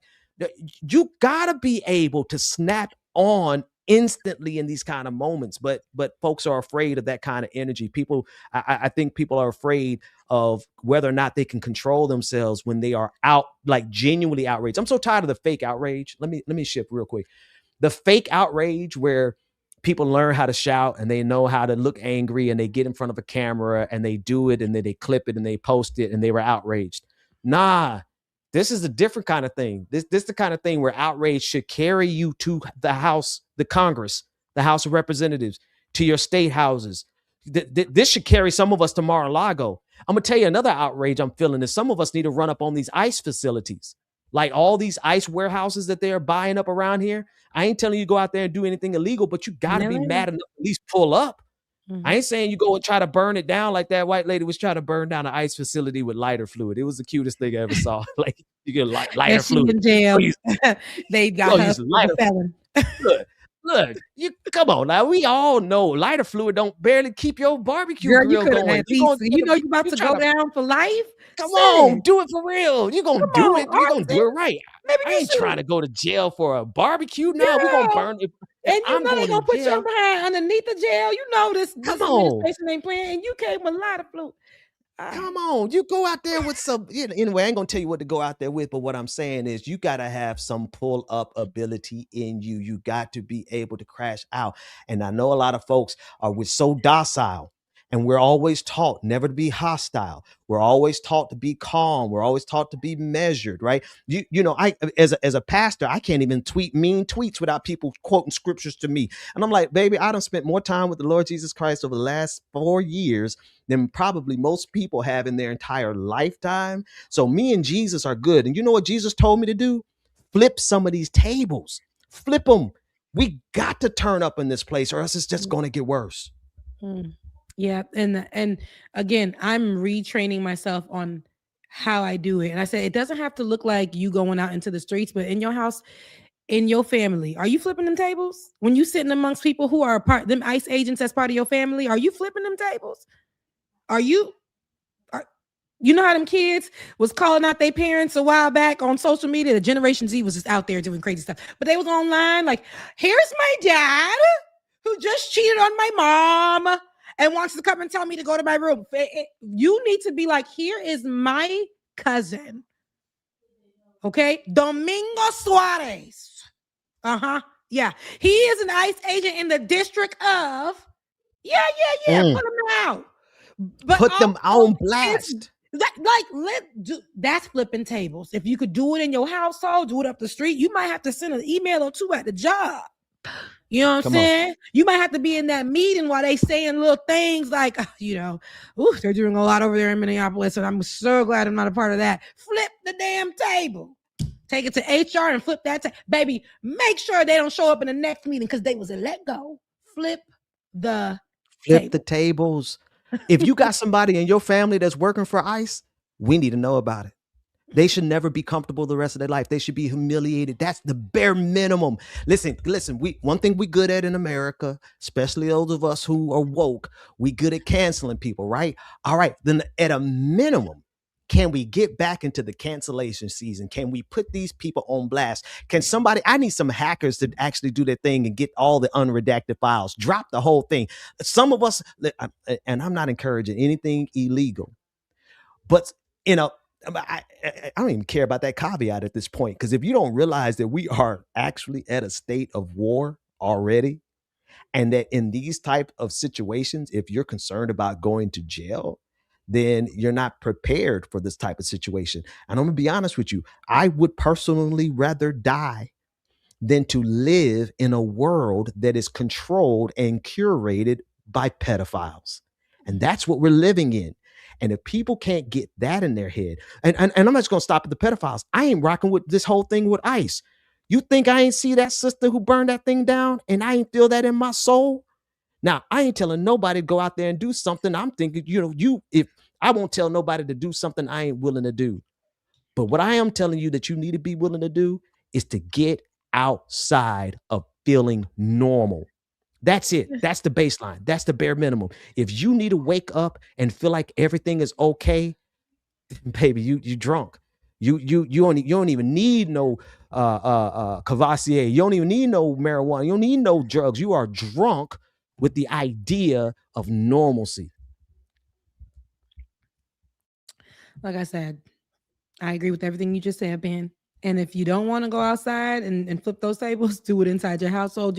There's a way that you can do it. You can comment under that MAGA person's page and put them on. Do what you need to do. Shake it up. Do not be somebody who sits idly by if you know it makes you, especially if you know if it makes you uncomfortable, especially if you know you can't sleep. Because I know I actually get this question a lot. You would think, like, why me? Why y'all can ask me? But people reach out to me a lot and ask me, how can I apply myself when this is like, I get it. I'm not somebody who for the people, sometimes they tell me, I get it. I'm not somebody who can go stand outside or you can quietly go to those local meetings, right? That's right. You know, your state and city and all, you can go and sit there and call your leader and say, hey, what are you doing? Flip. That's right. The table. I remember leading an event for Haitians, and this is when TPS the first time, maybe 2020, was being affected, and they were saying all this stuff about Haitians. I was sitting in the room, and I was only supposed to be there to speak. There was a leader. I said, now, lady, it was about 4 of them. They were going for the same position, mayor. And I said, no. Do you know anything about the Haitians in this city and what's going on currently? She was like, now, how old are you? This is how she sounded. And I said, does that matter? I'm asking about, do you know, because you're saying you want to really apply yourself in this city. Do you know about the Haitians in this city and what's going on as you're here at this Haitian restaurant speaking to immigrants about a recent immigrant issue? What do you know and how are you going to handle it when it comes to the majority Haitian immigrants who live in this city? What are you going to do about it? Oh, she was like, see, that's why I don't answer people's questions. She started looking around the room because you're coming with assumption. And when you come with assumption, you can't get an answer from me. And she tried to move on. And I said, hey, I'm actually a journalist. And I'm actually hosting this event. You wasn't here early enough for us. So like I said, if you don't want to answer the question, that's okay. I'll take that as no comment. You have no plan.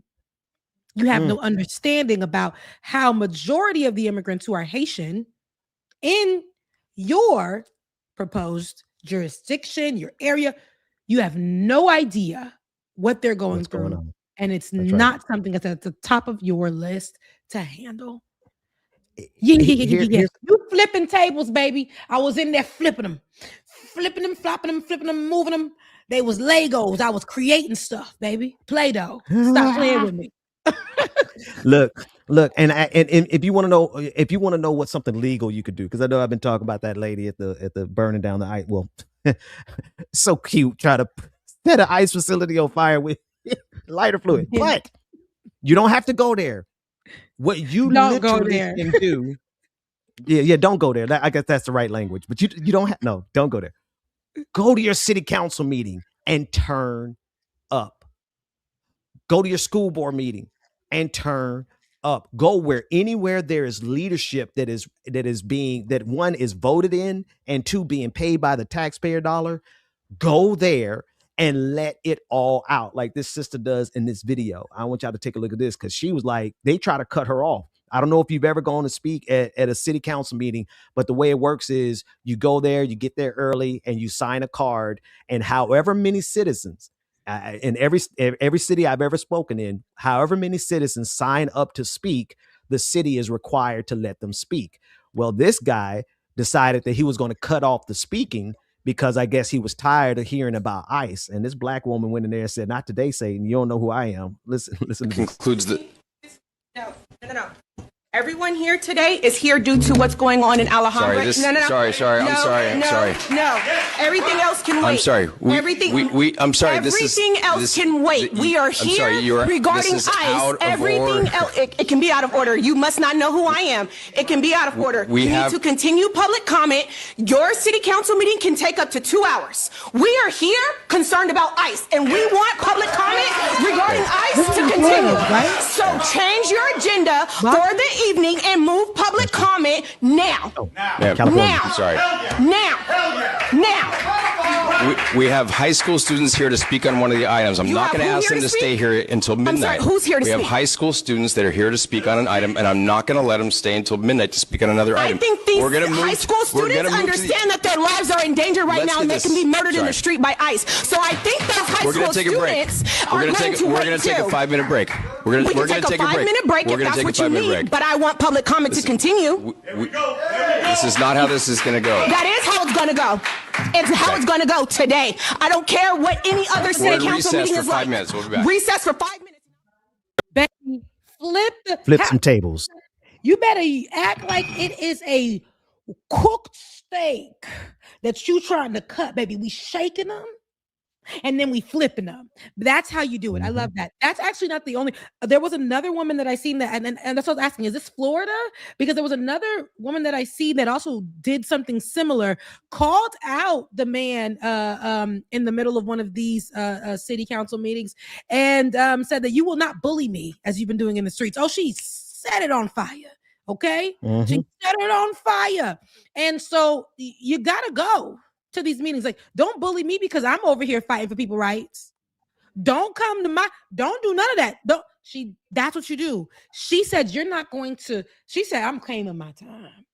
I ain't reclaiming, I'm claiming the time. We're going to speak and we're going to talk about it because y'all trying to kill us out in the streets. Y'all over here setting up house in our communities. Y'all not giving us any type of awareness. Y'all not making us feel safe.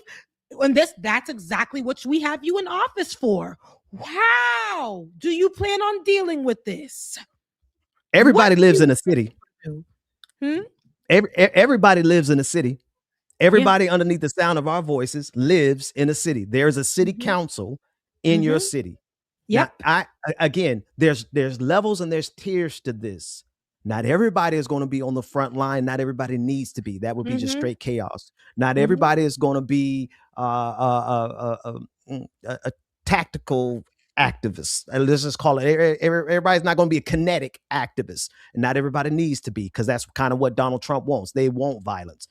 But everybody listening to me right now, and to us, Rebecca, right now, they live in a city with a city council that allows public comment. And you can go down there Monday. Yeah. This Monday, you can go down there this Tuesday, whatever day it is.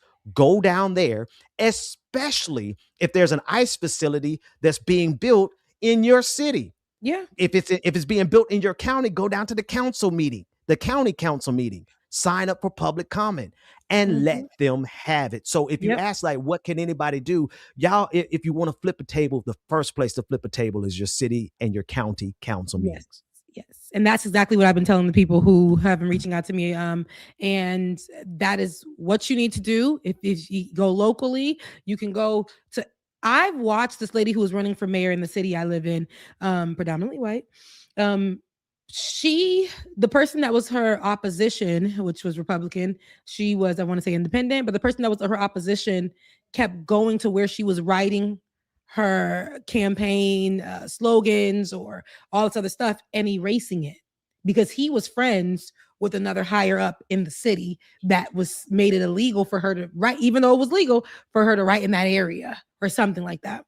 So I went on Instagram to follow her story. I won't tell y'all who it is. I don't want y'all to know where I live, but she had peers, even though she didn't win. And she had a very small, it was like, girl, you need more people, right? But she had peers that went out and shook up the city. Anything that you saw that happened with ICE or whatever, and I live in a city that is growing more progressive, but it's historically predominantly white, historically MAGA, before MAGA, what we called conservative, what we call just the Reds. Yeah, that's what that is. And so if you go to the downtown, many a time when any of these issues are going on, you will not see it locally in the area, but you go to the downtown, those people with that lady be down there holding up signs, stopping traffic. Like they're like, listen, you ain't choose me, but I don't care. I'm about to be out here for every issue that can affect the people who live here. Even if it's 5 immigrants, it's a problem. What is going on, what ICE is doing. They were doing the No Kings rally and they filled up that little downtown. They filled it up. And I said, all right, flip it. Flip this red, but flip it. Flip it. Let me show you one more, Rebecca. This is to my white allies. This is the energy we need from y'all. Become right a white here. nationalist from him? Is that no? Is that what you're teaching him? He's Antifa. It's interesting to call me Antifa because you're wearing a mask and I'm not, right? So you're the one who's like hiding behind a mask. Pull down, dude. Oh, is it because your job wouldn't want you here? That's probably right. Do you guys want to join this? Does this look like a bunch of winners to you? Domestic terrorist organization. I'm not in a domestic terrorist organization. You're the one who wants to like rid the earth of people who don't look like you, you know? Wait, what do you believe that he believes? I believe he believes in white supremacy. I don't believe that. What do you believe then? Yeah, you believe that like America is for Americans, right? That's like the base of your thing. And what and who gets to decide who's American? The white men, right? The American people who like, so if like my parent was an immigrant, like last generation, I came here, I became one, say, like from a different country, would that make me American or un-American? Depends where they came from. Depends where they came from. Oh yeah, so like Europe, that would be okay, but not Africa. Yeah, so that's the white, see, that's white supremacy right there. That's all you need to know. Thank you. I hope you don't join this. This is literally the scourge. That this does represent like the end of the country if people go this way. So just especially like I couldn't imagine like you're not going to see a lot of diversity over there. Yeah. It's like you're proud to be a white person. That's pathetic, honestly. Why do you hate your heritage? I don't hate my heritage. I don't hate white people. I just love everybody else. I love everybody else. No, you don't. Imagine being passionate about anything besides your race. It's so pathetic. What do? Read Hitler? I'm a devout Catholic. You're a devout Catholic? Do you know the Catholic Church exists in almost every country in the world, not just Europe and America, especially in Latin America? The point is the church is more accepting than you are. You idiot. Period. Listen, flip them. Flip it. Wherever you got to go. And disrupt. Disruption is flipping. Okay? See, you got another one, Ben? Oh, I've been collecting them. Attack? I got them. Listen, this is at a high school protest against ICE, and the guy who's filming is carrying a "I love ICE" sign. So he's just trying to troll them. He messed around and found out. Look, watch. Disrupt. Flip some tables, y'all. Flip some tables. Law enforcement. I support ICE. That's crazy, bro. I don't know what's crazy about this. Yeah, I'm going to punch you. You're gonna punch me? Yes. And you're gonna get in trouble for that. Okay. Whoa. Chill out, bro. I stand for my beliefs. I'm gonna peacefully stand here. Big man, this guy right here, this man right here got like over 100 million views yesterday because he said, "You support ICE?" Yes. Oh yeah. And he's listen. I ain't encouraged about it. He got suspended. So you go. Sometimes you flip some tables. You go. Look how security didn't even really try to stop him. Security said, "Stop! Don't do it. Stop calling someone. Don't do it." Mind you, security, if I'm not mistaken, clearly is an immigrant or immigrant adjacent, and was like, "Yes, just don't do it. Let's stop." Girl, she won't stop for nothing. Stop. Okay, but baby, see, when you pull back like this, when you pulling back like this, it's coming in. It's coming in. Okay, and look, my baby was red because he said, "Listen, it's coming up out here. It's coming from inside. It's coming from inside." You know, when a white person getting red, they either embarrassed or really pissed off. And baby, it's about to go down. He was pissed. So. And listen, and again, other people like, people like, that wasn't a tough enough. I don't care how hard he hit that man. The fact of the matter is he had enough nerve to say, you gonna come out here and say you love ICE as ICE is doing this to human beings. I'm gonna punch you in the face. And I ain't encouraging violence because, you know, if you're a black person, you do that, you go to jail. Right. He using his white privilege in this moment. So God bless him. Use your white privilege to flip these tables. Baby got up on here. He's tired of being in school anyway. He tired. He just going to go. He said, I won't be suspended. I said, I'm tired. I just suspend me. Send me home. And then he politely told you, baby, he gave you, I'm gonna punch you in the face. I'm gonna punch you in the face, baby, because you know black folks be like, boom, baby. He said, I'm giving you an opportunity to know that I'm gonna punch you in the face respectfully because you support ICE. And then, like I said, security was like, stop him. Just no, please don't stop. It's fine. Yeah. Because she was like, you want to, basically was like, if he were to run back out, I ain't stopping him. Stop, don't go.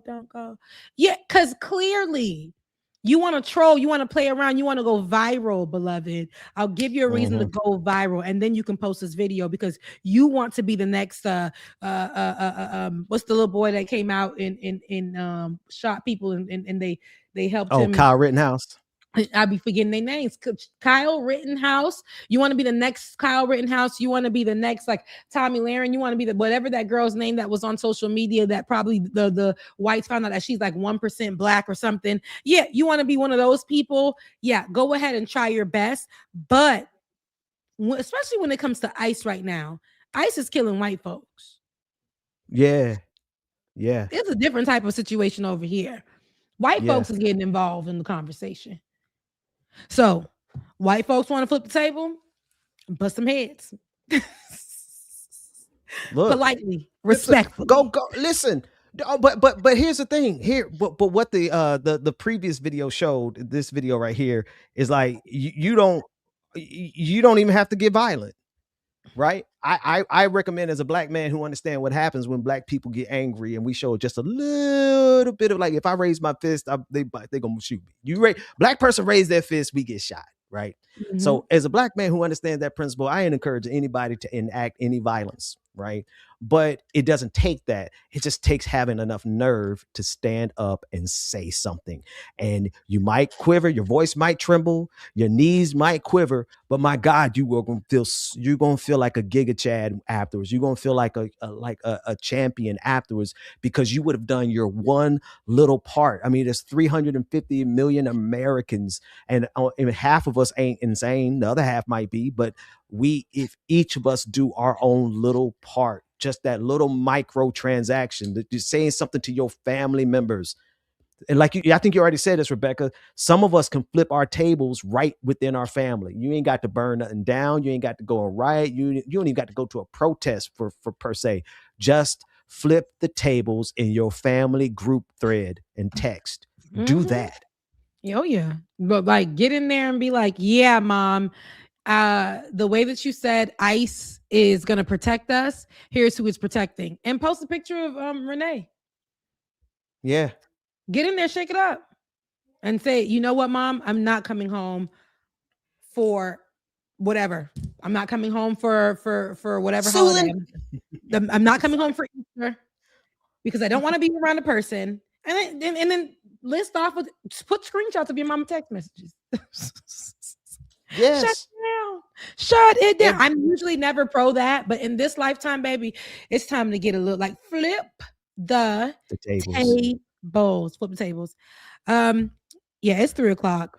We've been here for a minute. We've been on here for a minute. I know I came late, but we've been on here for a second. I ain't got no plans. Like I said, I'm single for Valentine's Day. So Rebecca, where's your Cash App? Put your Cash App up. Yes, it's Becca's voice. It's Cash App's Becca's voice. It's put it in the comment section. Put in the comment section so I can put it on the screen. And I just feel like here we go right here. I just feel like, I love y'all. You love me. Support these microphones so we can keep them on. I was about to give you a Barney thing, but it didn't go that way. But support us so we can be a big, happy family because we have these conversations. Thank you, Ben, for even bringing it up. Some of what was in those files. That's very important conversation. But again, who else is really having these type of conversations this morning or after today? I know it's Valentine's Day. I know all of those things, but who else is really getting to the nitty gritty? Also, please pay attention on how to get involved, how you can make a difference. Flip the tables. Go back to, if you're just tuning in, go back to the last 30 minutes of how me and Ben were just discussing on how you can flip the tables if you're not somebody who wants to go outside, if you're not somebody who feels like they want to take it to their job. You could do it in your household. There's different ways. You can go sit in the city council meetings. You can join city council. You could do whatever. There is options. There's a way. There's something. And right now is a very, very pivotal time for us to lock in. It's a very, very pivotal time for us to lock in. And every day, like right now, I bear the weight of not being able to do this as much as I want to because I have this job, but also they already warned me because of my work. You know, I got to be really, really careful.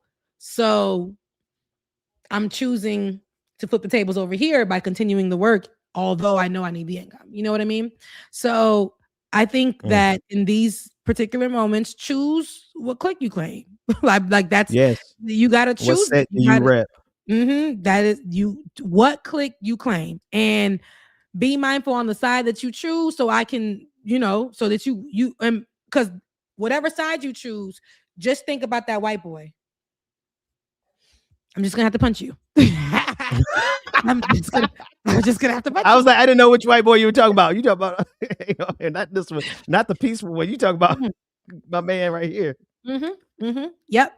And so that's pretty much it. Let's go ahead and get. You want to read these? Yeah, I was gonna say, let's read these super chats. Oh yeah. Well, let me cash apps because those could be really well. Becca looks gorgeous. Thank you. Ben, will we ever see you in the flesh again? You guys will. Right now, he just look me telling you. I don't know. I'm thinking I might transform myself into a cartoon. Y'all see me as a cartoon. Go ahead, Rebecca. Read the next one. You might have to. Happy Valentine's Day. Thank you, Prairie. Now, have y'all ever seen Prairie? I know I shouldn't be doing this, but Kowalski is fine. That's the fine white man. I don't know if y'all ever seen Kowalski. Kowalski fine. He on Thursdays. Sometimes we have the call-in show, and he'll come on there. The other day that we had it, he had like a little muscle shirt on. I'm talking about stretched. You know how Arnold Schwarzenegger be like that. But he's the guy that works out in I want to say as a farm. Correct me if I'm wrong, but works out in the fields and he has a YouTube as well. And he supports us. So shouts out to you. But happy Valentine's Day. This is for a small box of heart-shaped chocolates or flowers because I'm a gentleman and you are. I respect it. Thank you so much for that. Candy for the pretty light for me. Thank you, Eco Socialist. Again, Prairie said that you can serve Christ or ice, but not both. You preaching. What a word. That's the word. It was right here in my Shanana. Soul Life gifted 5 Rebecca Azor. Thank you so much. Again, I'm working on the memberships. Like I said, I have some content. We're working on it. Give me some time. We're working on the membership content. Unity should not always equal conformity. Thank you so much, Mark. Miss Miss Valex. V Alex. Thank you so much for your super chat. Prairie, once again, without justice, the public will choose violence every single time, as we should. Go 100% John Brown. Maybe go 50% John Brown. We gonna say you got to save that last 50% for when they show us we ain't got no choice but to go 100%. 100% John Brown. You're right. But I said, it's a different time right now. People try to keep their jobs. I understand. I ain't worried about keeping no job. What I'm worried about is the fact that Blue Knight 6944. Thank you so much for your super chat as well. Let me go ahead and hit. We got any more? I'm gonna talk about the cash. No, that's it. Fine 50%. No, he's saying not 100% John Brown. No, it just reserve that last 50% for when they show you ain't got no choice, and then it's all it's all hands on deck at that point. Prairie is fast. I'm talking about, like, you just said that, and he already commented. I just really appreciate people who I had a lot of viewers in my chat today. Am I growing like that? Anyways, I'm trying to get to 12,000 and I'm at 11,154. Get them numbers up for me, please. Like, share, and subscribe. But before we get out of here, I have some Cash Apps and somebody donated to my link on PayPal. So Malcolm, thank you so much for your love gift, your love offering. Thank you so much, Michael, for your love offering as well. Malcolm said, peace and blessings upon you. Thank you. I receive it. Michael said, for self-love Valentine's Day, keep spitting. I am. I'm gonna try. Thank you. Captain Black Sparrow. Thank you so much for your super chat for your Cash App. And you said your voice matters. I appreciate it. Love you, mean it. And Esco. I was saying y'all names. I'm so sorry. But have a good Valentine's Day. Thank you so much for yours as well. And let's go ahead into the pay, because y'all over here in the PayPal too. I appreciate it because it comes directly to me, which is great. I don't have to wait the month. Oh, it's you again, Kowalski. He said, I'm gonna send it everywhere for your Valentine's Day. Thank you. I appreciate it. Thank you guys so much for supporting. Again, keep the microphones on. How? By liking, sharing, and subscribing. And if you want to, if you can, that also helps contributing to keep the lights on, to keep the microphone on. Becca's Voice on Cash App. Right now in my chat, you have the donation if you want to go to PayPal. That is RebeccaAzor@gmail.com. That you can go ahead and give that way through PayPal as well. Y'all, I appreciate you. I love you. Mean it. That's really all I got. And for the last thing, please remember, I know today can suck for a lot of people who do not have a romantic partnership. But do not forget, love is all around you in some way, shape, or form. And if you haven't heard it today, I'm telling you right now, I love you.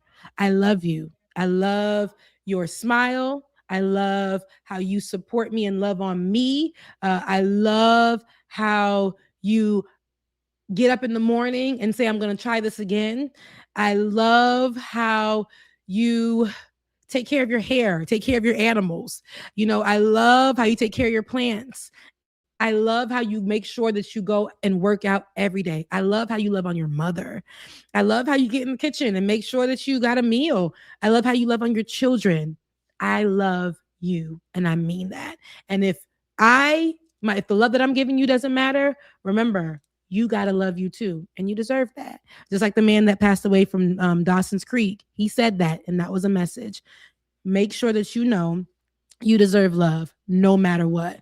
Don't let somebody's beady head daughter, beady head son that is missing faux teeth, that ain't got no hairline, make you feel less than. You're beautiful and you're loved. Mwah! I love you. Mean it.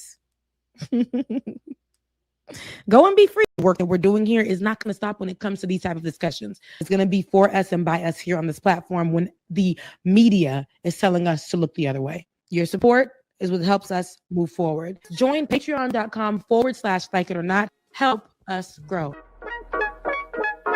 Like it or not, y'all. Y'all know what time it is.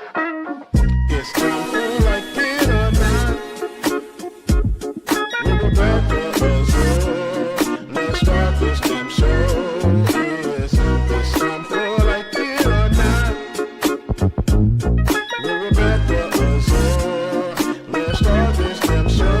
Like It or Not. Rebecca Azor is in the house. You know she got a funny story to tell. Talking politics, culture, or real life ish. I live in life in the ATL. Benjamin.